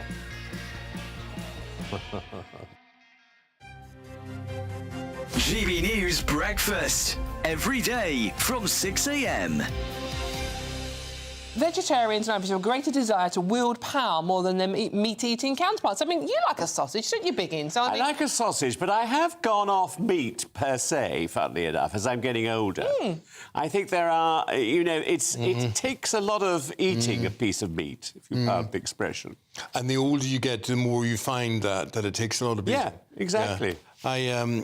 I must admit, I have more of a conscience about eating meat as I get older. Yeah. And that's a fondness of animals brings that. And if you ever go on Instagram and you look at cows and horses and pigs, they're wonderful. They're all affectionate and incredible. Gorgeous. Yeah. And there we are, putting it into our mouths and eating it. What do you think about the move to enforce vegetarianism on people, though? Because especially in schools and some universities, there's this trend for Meat-Free Monday, where there's this enforced absence of meat on children. I think it's ridiculous. Let kids do what they want, to be honest with. Within reason, obviously, a healthy diet, da-da-da-da-da. But no, I think, you know, I don't eat meat, the husband eats meat. It's not an issue. Eat what you want.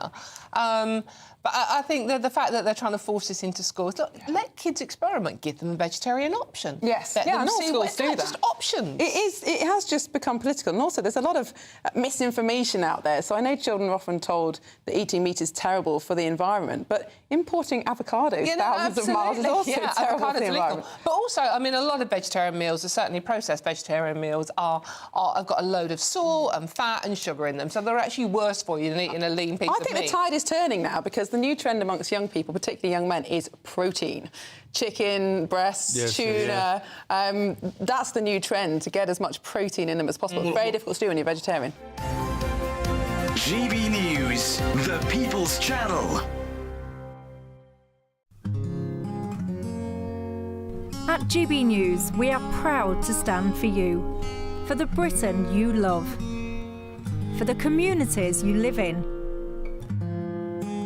That's what makes us the fearless champions of Britain. Its voices and its values. Because we, at GB News, the People's Channel, Britain's news channel.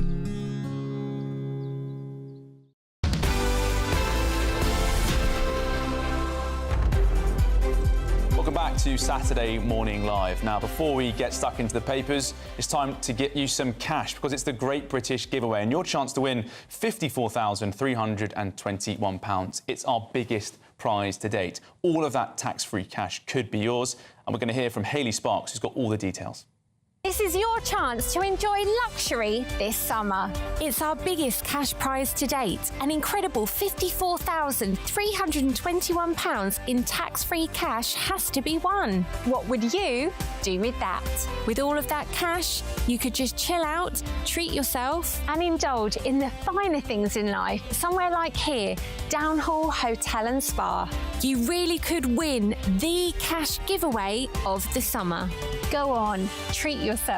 For another chance to win £54,321 cash, text cash to 63225. One entry costs £2.50 plus one standard network rate message. Or text bonus to 63225. 5 entries cost £5 plus one standard network rate message. Go to gbnews.com/win. Entries start at £2.50. Call 0903 686 3232. Calls cost £2.50 plus your network access charge. Or post your name and number to GB14 PO Box 8690 Derby DE1 9TT. UK only. Entrance must be 18 or over. Lines close at 4 p.m. on the 1st of August. Please check the closing time if listening or watching on demand. Good luck. Yes, good luck. And now joining us to look through the top stories of today, we have with us in the studio the head of campaigns at the Good Growth Foundation, Teresa Bischoff, and political commentator John Oxley. Welcome back to the studio. Let's pick up, John, with this story in The Telegraph that the government, Labour government, has ordered Sadiq Khan to raise tube fares every year until 2030. Aren't they high enough already?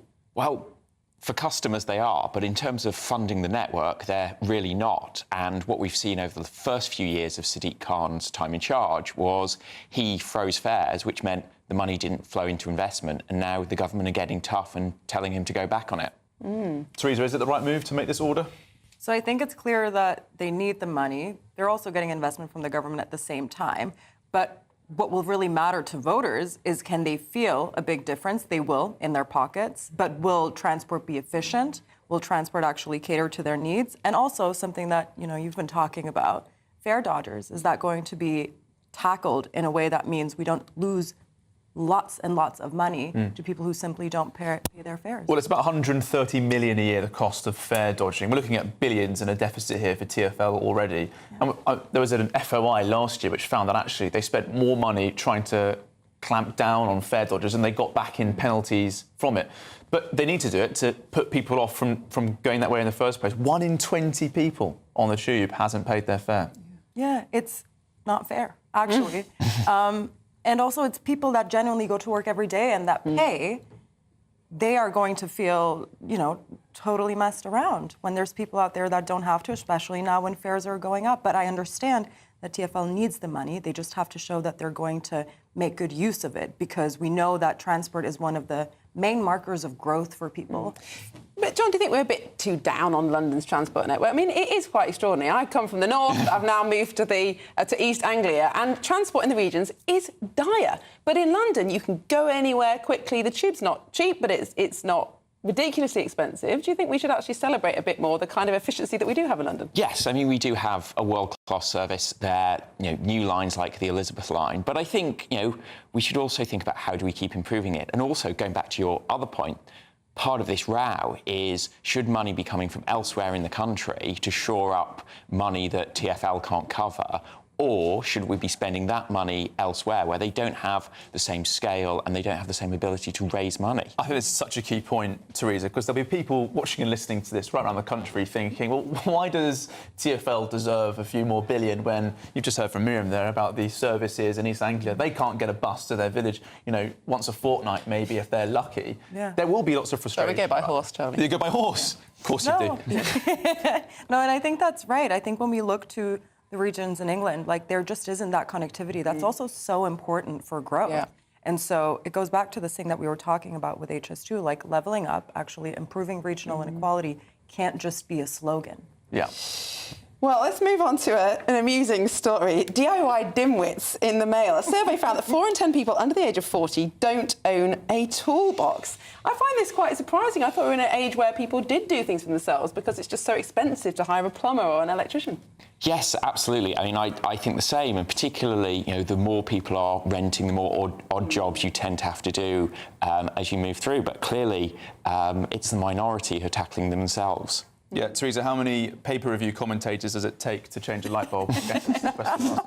Last time I was here, I was about to move into my new flat. I've now moved in. I've had to text my flatmates to check if we actually have a toolbox, because I don't know. I hope we do. But often I like to go for the easy build IKEA ones that come with their own little screwdriver. Yeah, I think this segment will be sort of music to the ears of the tradies around the country who desperately rely on sort of hopeless people who have no clue how to fix anything in their house. And they earn great money. We spend all our time telling young people go to university, but actually, become a plumber. Be a plumber. 100%. And you do very well. Giving quite a lot of money to a plumber at the moment, and yeah, very much You learn to do agree it with yourself, that. DIY plumbing. We'll watch the leaks. Yeah, well, and moving on to another slightly more serious story. 16 billion passwords. Speaking of leaks. Oh, I missed that one. 16 billion passwords have been leaked, including logins for Facebook, Apple and Google. I mean, is this just inevitable now that we need different passwords for every single app that we go on? And I'm afraid, you know, I'm one of these people that probably uses the same one too many times. Well, don't give that away. Yes, so what we've seen here is this is not so much a new leak as a big collection of existing leaks that have been brought back together, but that does mean if people are repeating their passwords and they crop up here, it's very easy for people to try them in other services. So what people do need to do is have different passwords, change them regularly, and use things like multi-factor authentication. So that's where you get a text message to say someone's trying to log in, is it you? Because, you know, your lives are online now, and it can be very, very costly if people get into the wrong thing. So you need to take those precautions. Teresa, what are we thinking here with this this logins leak? Is this an infrastructure issue as well? Well, I think we've seen in the past months so many leaks of this sort. We actually also know there's political implications, right? We know that social media companies can use the personal data on their platforms to influence political outcomes sometimes. And if rogue actors get hold of this data, that's going to be very concerning in these geopolitical times. And, of course, it's not only individuals that can be subject to these kind of attacks. We've seen Marks and Spencer, of course, lose billions of pounds wiped off their share price as a result of a hack, essentially. Do you think we take digital security seriously now? I don't think we do, and it's a major issue, and we've seen, you know, at public bodies, whether it's the NHS or the British Library had a big hack a year or two ago. We see it in big companies, and, you know, this is, you know, the emerging world of, you know, geopolitical state-level threats as well. And I think, you know, behind the scenes, there's a lot of discussion about it. We do have very good cybersecurity here, but I think as a public, we're probably not as aware of it as we would be about sort of physical security. Yes. All right, John, Teresa, thank you very much for your company this morning. Now, before we move on, we've got a statement from Sadiq Khan. His spokesman said that the Mayor will confirm plans for future fares in due course. However, the government has been clear that the funding settlement assumes TfL fares will increase each year by RPI +1 for each year of the settlement. Very clear that, absolutely. Yes, fantastic. Makes total sense. Well, thank you both of us for joining us on the show. Well, lots more to come, including which holiday destination is going to get you the best value for money this year. First of all, here are the news headlines with Bethany Elsey.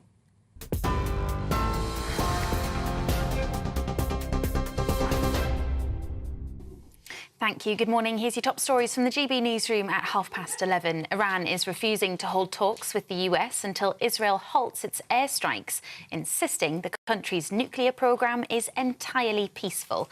But overnight, Israel continued its bombing of Iranian targets, and President Donald Trump says it would be very hard for him to ask Israel to stop. The White House says the president will decide within the next 2 weeks whether the US will get involved in the war. Mr. Trump spoke to reporters in New Jersey. The material that they've gathered already, it's a tremendous amount of material. And I think within a matter of weeks, or certainly within a matter of months, they're going to be able to have a nuclear weapon. We can't let that happen. The Home Secretary is set to ban Palestine Action, ruling it a terrorist organisation. It's after the group vandalised 2 planes at an RAF base in Brize Norton in Oxfordshire. 2 people broke into the base and sprayed red paint into its jet engine. Counter-terror police are investigating.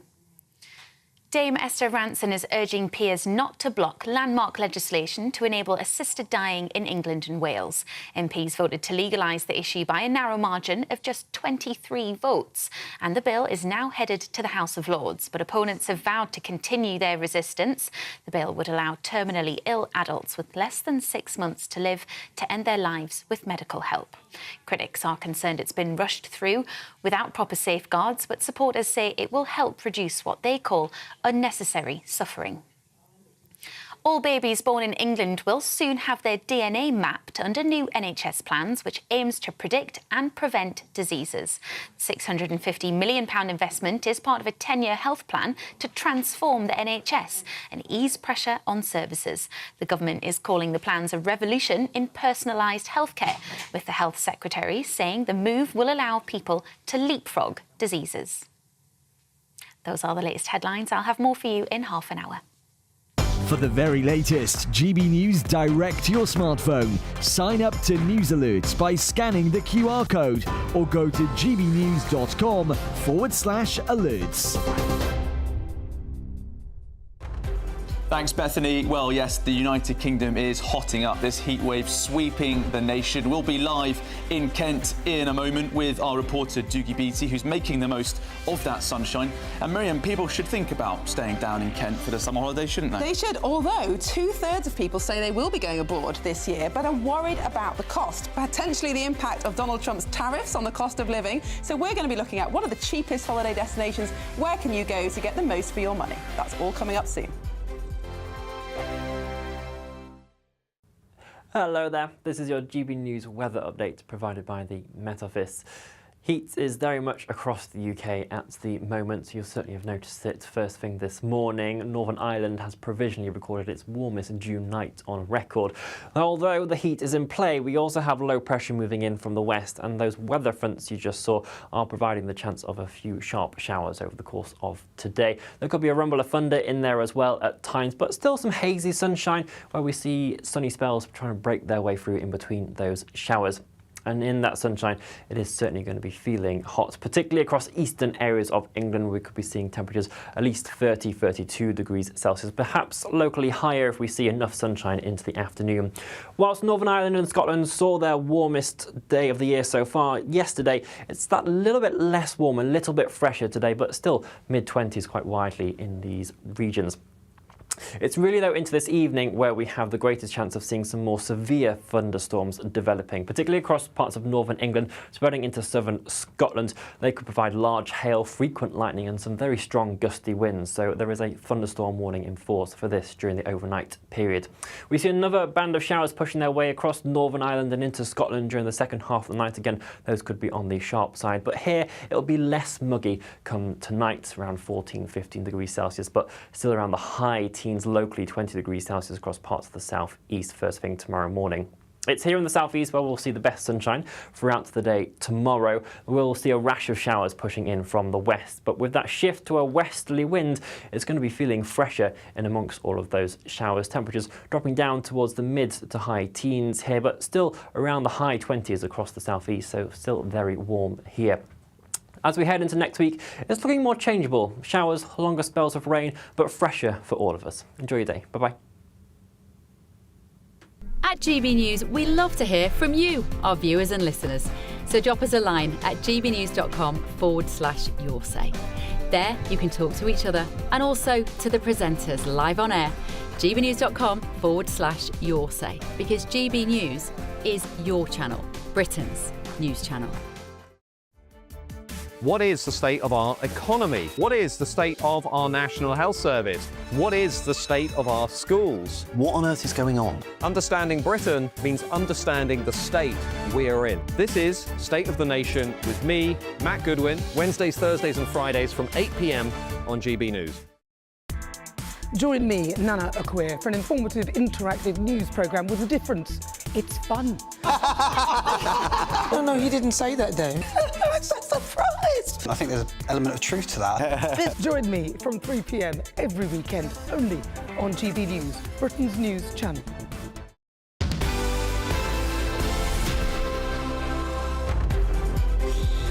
Welcome back. Now, a new report has shown that 78% of people going on holiday this year are worried about the impact of President Trump's tariff policy may have on prices in destinations abroad. I should say in the break just now, we're not convinced by those numbers, but apparently over 3/4 of Brits have said that exchange rates are a big concern for them after Trump's intervention.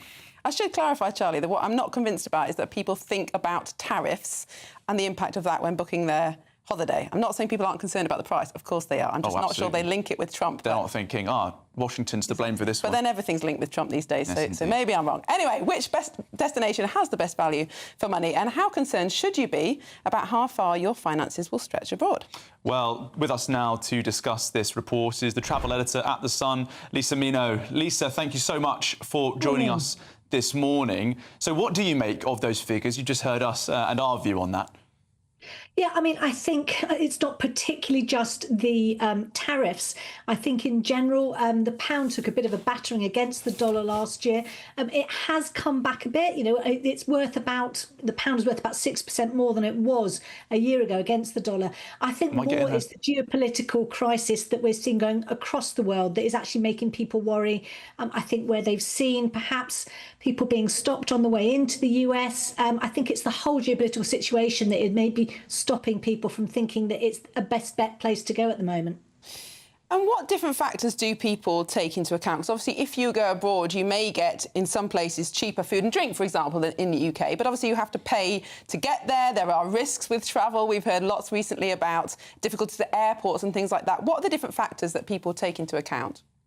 Well, I think really the number one overriding factor, and this report has shown it as well, is just can people afford it? And this is one of the sort of latest markets that we've had for holidays in many, many years. People are holding off, not because they don't want to go on holiday, but because they just don't know whether they can afford it. And for the travel industry, this is not a great thing. They would like all of their holidays basically bought and sold much, much further in advance. And now they're going to get to the point where there's this sort of brinkmanship. Do they actually start dropping the prices to encourage people to actually start booking again? And it is a late market this year, so it's good for you if you haven't made a choice just yet and you can be flexible. I think there's going to be some real bargains to be had. Yeah, I was on holiday last week, Lisa, and I completed that booking embarrassingly close to getting on the plane. But I think that's the case for more and more people. I mean, you just said that, of course, but that doesn't just reflect the cost issue, but also just the chaos of life at the moment. No one knows what's going on geopolitically or with, or even domestic politics. Things are changing so much to get in the way of our long-term planning. That's right. I mean, and I think one thing that all travel companies will be doing right now is a rain dance, because while the weather remains like it is here in the UK, we don't book holidays. So they are going to be wanting the weather to break. They want to see rain on the way, because that's the point when Brits go, do you know what? I don't care how much it costs. I don't know how much I'm going to have to throw it on a credit card or not. I need to get away. This kind of weather is not great for tour operators and airlines at all. But there is still some bargains to be had out there. And I think, the lates market is going to be really important this year. People will start to see those bargains coming through, I think. What about families, though, Lisa? Because it's all right for Charlie, who can just jump on a plane. But if you are tied to school holidays, if you've got to book 5 tickets or more on a plane, you're a lot more limited in what you can do at the last minute. That's right. I totally agree. And actually, what's unique this year is there are still holiday travel companies coming out with free child places. Now, that used to be something they would encourage people in January to book their holidays with these free child places. They're still available now. Now, that gives you an idea of how many holidays I think are still out there to be sold, but they are still going to be so expensive. We can't get around that. I think my bet would be to sort of look slightly out of the box. There are so many holidays now at the moment where I'm looking at, prices in the traditional hotspots like Gran Canaria, the Canary Islands, mainland Spain, Mallorca, Greece. If you start to look a little bit further afield, I think you find you actually save money. We did a comparison a couple of weeks ago, and we found that actually you can get to the Maldives for cheaper than you can go to Centre Parks if you go in June. Goodness. if you add it all up, what you spend on a holiday at Centre Parks compared to an all-inclusive resort in the Maldives. So looking perhaps slightly sort of beyond where you would normally think to go. So there's lots of new flights onto Kenya at the moment. So the coast of Mombasa, really decent prices there. So I think it's about looking outside the box. If you've got family, perhaps thinking about going a little bit further, and I think you might get more for your money. So, Lisa, you've listed a couple of destinations there. I think people in the Middle East will be hoping in Jordan, for example, for some more travel. That's going to be really difficult this summer. So where else do you think people should look to for those out-of-the-box deals? Well, I mean, I think you've got to look at the likes of Bulgaria. That's always traditionally been somewhere that's been very good value. But what about Albania? Again, that's another big one that I think is going to come up in the next few years. It doesn't have a very sophisticated tourism market at the moment, but that is definitely somewhere you're going to get really good value. The likes perhaps of Montenegro and places like North Macedonia. There's lots of places on the Adriatic coast that are going to cost a lot less than going to the traditional favourites like Greece, Italy. Turkey, although it looks from this report as if, we're getting a lot more for our money in terms of the exchange rate, things are much more expensive in Turkey. The collapse of their economy, rising interest rates, things cost more in resorts. So even though you're getting more for your money in terms of when you exchange your money, you could find that prices have risen significantly when you get there. So if you're going to do Turkey, I would say definitely look at doing all-inclusive, because then you know what you're paying before you go. Well, Lisa, thank you very much. Some good advice there. Lisa Minnow, travel writer. Thank you very much. Well, yeah, I think a few beers in the Balkans would be quite nice. Thinking about Montenegro and North Macedonia, that sounds like great. The thing I worry about is airport chaos, Yeah. because especially if you've got kids, the idea of a flight being cancelled or delayed, or there being strikes and ruining your whole holiday. We're actually going to drive this year down to the bottom of France. That's very brave. I know you said that I didn't have to plan for families, I could just hop on a plane. I did have to book care for 2 cats, so there you go. Anyway, that's a heavy responsibility. Let's go for our daily reflection now, please. The GB News Daily Reflection. Welcome to St Michael's Church in New Haven. My name is Marcus Mack. What is love? What should love look like? There is a great passage in the Bible that defines divine love. It can be found in 1 Corinthians 13. Here's a small portion of it. Love is patient, love is kind. It does not envy, it does not boast, it is not proud, it does not dishonor others. It is not self-seeking. It is not easily angered. It keeps no record of wrongs. Love does not delight in evil, but rejoices with the truth. It always protects, always trusts, always hopes, always perseveres. Love never fails. If everybody loved like this, our world would be a much more loving place. But because our love fails, we end up hurting each other. Love never fails means this: genuinely loving someone means never giving up. That is, an unfailing love is an unconditional love. An unconditional love is not dependent on what a person offers you or gives you. A person is loved just for who they are. They are the object loved, rather than what we can get from them. There has only ever been one person who has embodied this perfectly. While on earth, divine love had a name, Jesus Christ, and he never fails to love.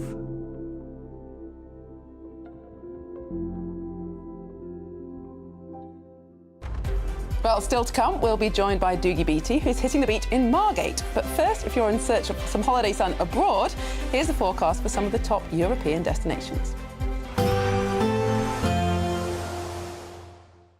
You're looking happy. Well, the forecast looks good. So you've sorted the travel insurance then? All Clear Travel Insurance sponsors GB News Travel Destinations forecast. The heatwave across parts of Spain, Portugal and France continues this weekend, with some places seeing temperatures peaking in the mid to high 30s or even 40 Celsius, so very hot indeed. Otherwise, and there are a few showery bursts here and there, but actually a lot of dry weather around, high pressure often in control. And if you do get any dry, sunny weather, well, it is going to feel very warm or hot indeed, and more sunshine to come as we go into the beginning of next week. All Clear Travel Insurance sponsors GB News Travel Destinations forecast.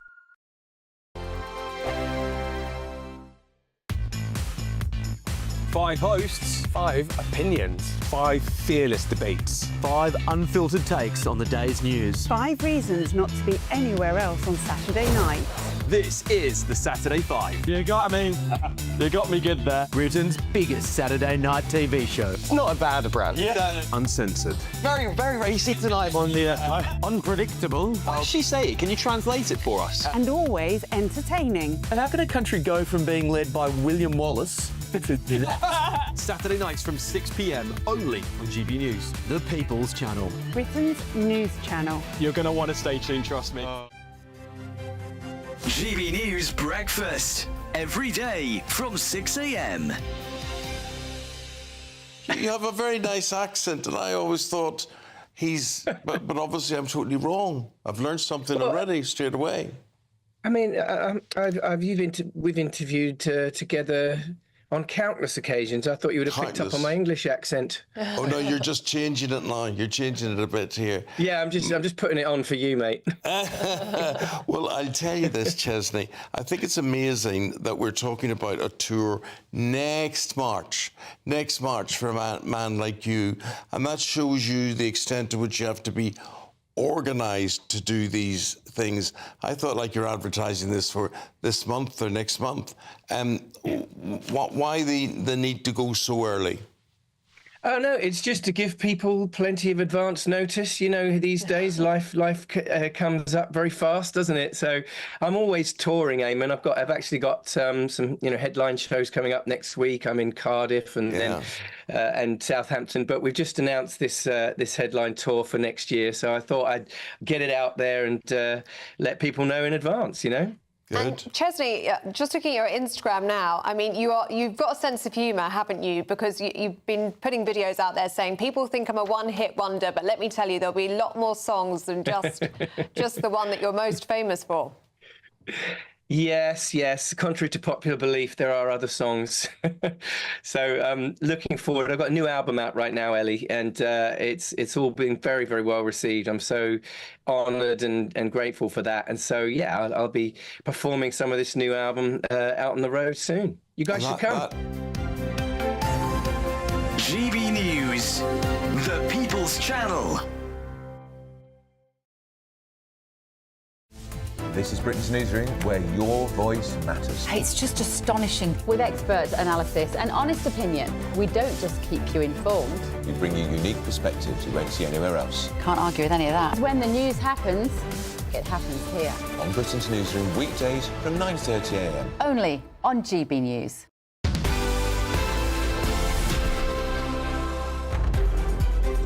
Welcome back to Saturday Morning Live, and a heatwave is sweeping the nation, and who better to tell us more about it than GB News reporter Doogie Beattie, live from Margate in Kent. Doogie, are you making the most of that, son? Oh, definitely. Look at this. I'm out. It's jaws about the place. Look at this. It's fantastic. And actually, I've found a couple here who's getting married. You live in Margate, but you were very tentative into the sea. It's cold here, but it's nice. We're fishing from the sun. Yeah, and how long have you lived in Margate? 8 months. 8 months. 8 months, yeah. And when's the wedding? Next September. So you're making the best of this weather. Is it like this all the time? No. No. We get rain. It's the UK after all. Well, best of luck. Love it. And have a really good wedding and stay together. Thank you. Thank you. Yes, you can see here there's thousands of people on this beach, absolutely thousands of them. It's like a scene out of Benidorm, and it's everything you want on a beach except the seagulls. Over to my other side here, there's about 500 seagulls sitting, waiting to nick your fish and chips and your ice cream. But yeah, for swimming, this place is brilliant, because if you just look out behind us, you can see a sandbank just out there.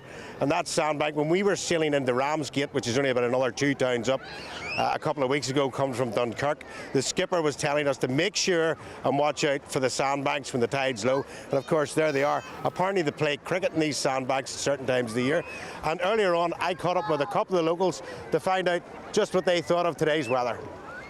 I think we're doing pretty well. We've got a high-speed train line from St Pancras. We've got a great art gallery, got lovely cafes. I think we could probably do a bit with rubbish cleaning and making it a bit smarter.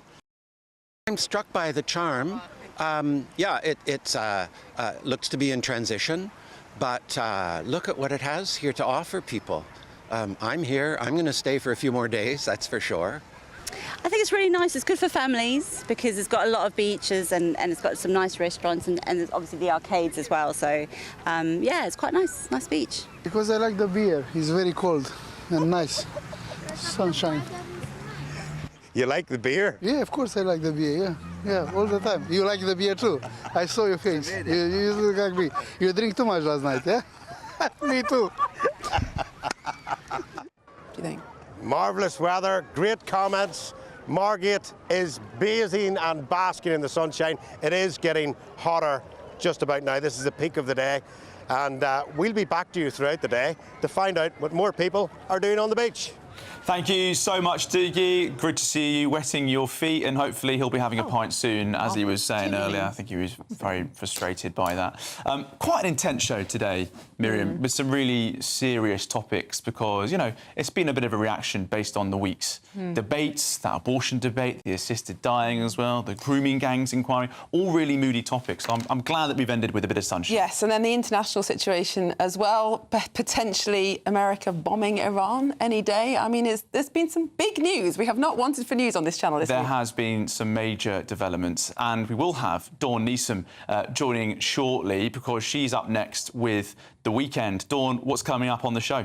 Well, I'm here to lighten the tone. It's a glorious sunny Saturday out there, so we're going to have some fun. We've got a scorcher of a show for you. It does involve chilled wine, hot bikinis, wizards, sharks, and what happens when you try to breach an American Air Force base with an inflatable alien.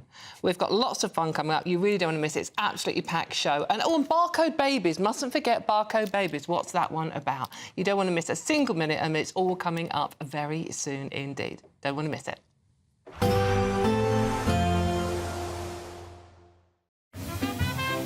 Heavy showers first thing will be followed by a warm, cosy day. Boxed boilers. Sponsors of weather on GB News. Hello there, this is your GB News weather update provided by the Met Office. Heat is very much across the UK at the moment. You'll certainly have noticed it first thing this morning. Northern Ireland has provisionally recorded its warmest June night on record. Although the heat is in play, we also have low pressure moving in from the west, and those weather fronts you just saw are providing the chance of a few sharp showers over the course of today. There could be a rumble of thunder in there as well at times, but still some hazy sunshine where we see sunny spells trying to break their way through in between those showers. And in that sunshine, it is certainly going to be feeling hot, particularly across eastern areas of England. We could be seeing temperatures at least 30, 32 degrees Celsius, perhaps locally higher if we see enough sunshine into the afternoon. Whilst Northern Ireland and Scotland saw their warmest day of the year so far yesterday, it's that little bit less warm, a little bit fresher today, but still mid-20s quite widely in these regions. It's really, though, into this evening where we have the greatest chance of seeing some more severe thunderstorms developing, particularly across parts of northern England, spreading into southern Scotland. They could provide large hail, frequent lightning and some very strong gusty winds, so there is a thunderstorm warning in force for this during the overnight period. We see another band of showers pushing their way across Northern Ireland and into Scotland during the second half of the night. Again, those could be on the sharp side, but here it'll be less muggy come tonight, around 14, 15 degrees Celsius, but still around the high teens, locally 20 degrees Celsius across parts of the southeast first thing tomorrow morning. It's here in the southeast where we'll see the best sunshine throughout the day tomorrow. We'll see a rash of showers pushing in from the west, but with that shift to a westerly wind, it's going to be feeling fresher in amongst all of those showers. Temperatures dropping down towards the mid to high teens here, but still around the high 20s across the southeast, so still very warm here. As we head into next week, it's looking more changeable. Showers, longer spells of rain, but fresher for all of us. Enjoy your day. Bye-bye. Expect a warm front, moving from the kitchen right through to the rest of the house. Boxed boilers. Sponsors of weather on GB News. This is our country, and we think it's amazing. From high tea to the high street, we love it all. Even the rain. We like that too. There's nowhere else we'd rather be. That's why We're here to be the fearless champion of Britain, its voices and its values. Because we are GB News, the People's Channel, Britain's news channel. At GB News, we love to hear from you, our viewers and listeners. So drop us a line at gbnews.com/your say. There you can talk to each other and also to the presenters live on air. gbnews.com/your say, because GB News is your channel, Britain's news channel. £54,321 in totally tax-free cash could make your year the best yet. How would you react if you got that winning call? Oh my God, I'm going to cry. Oh my God. Thank you. You weren't expecting to get that call today, were you? No, I wasn't. For another chance to win £54,321 cash, text cash to 63225. One entry costs £2.50 plus one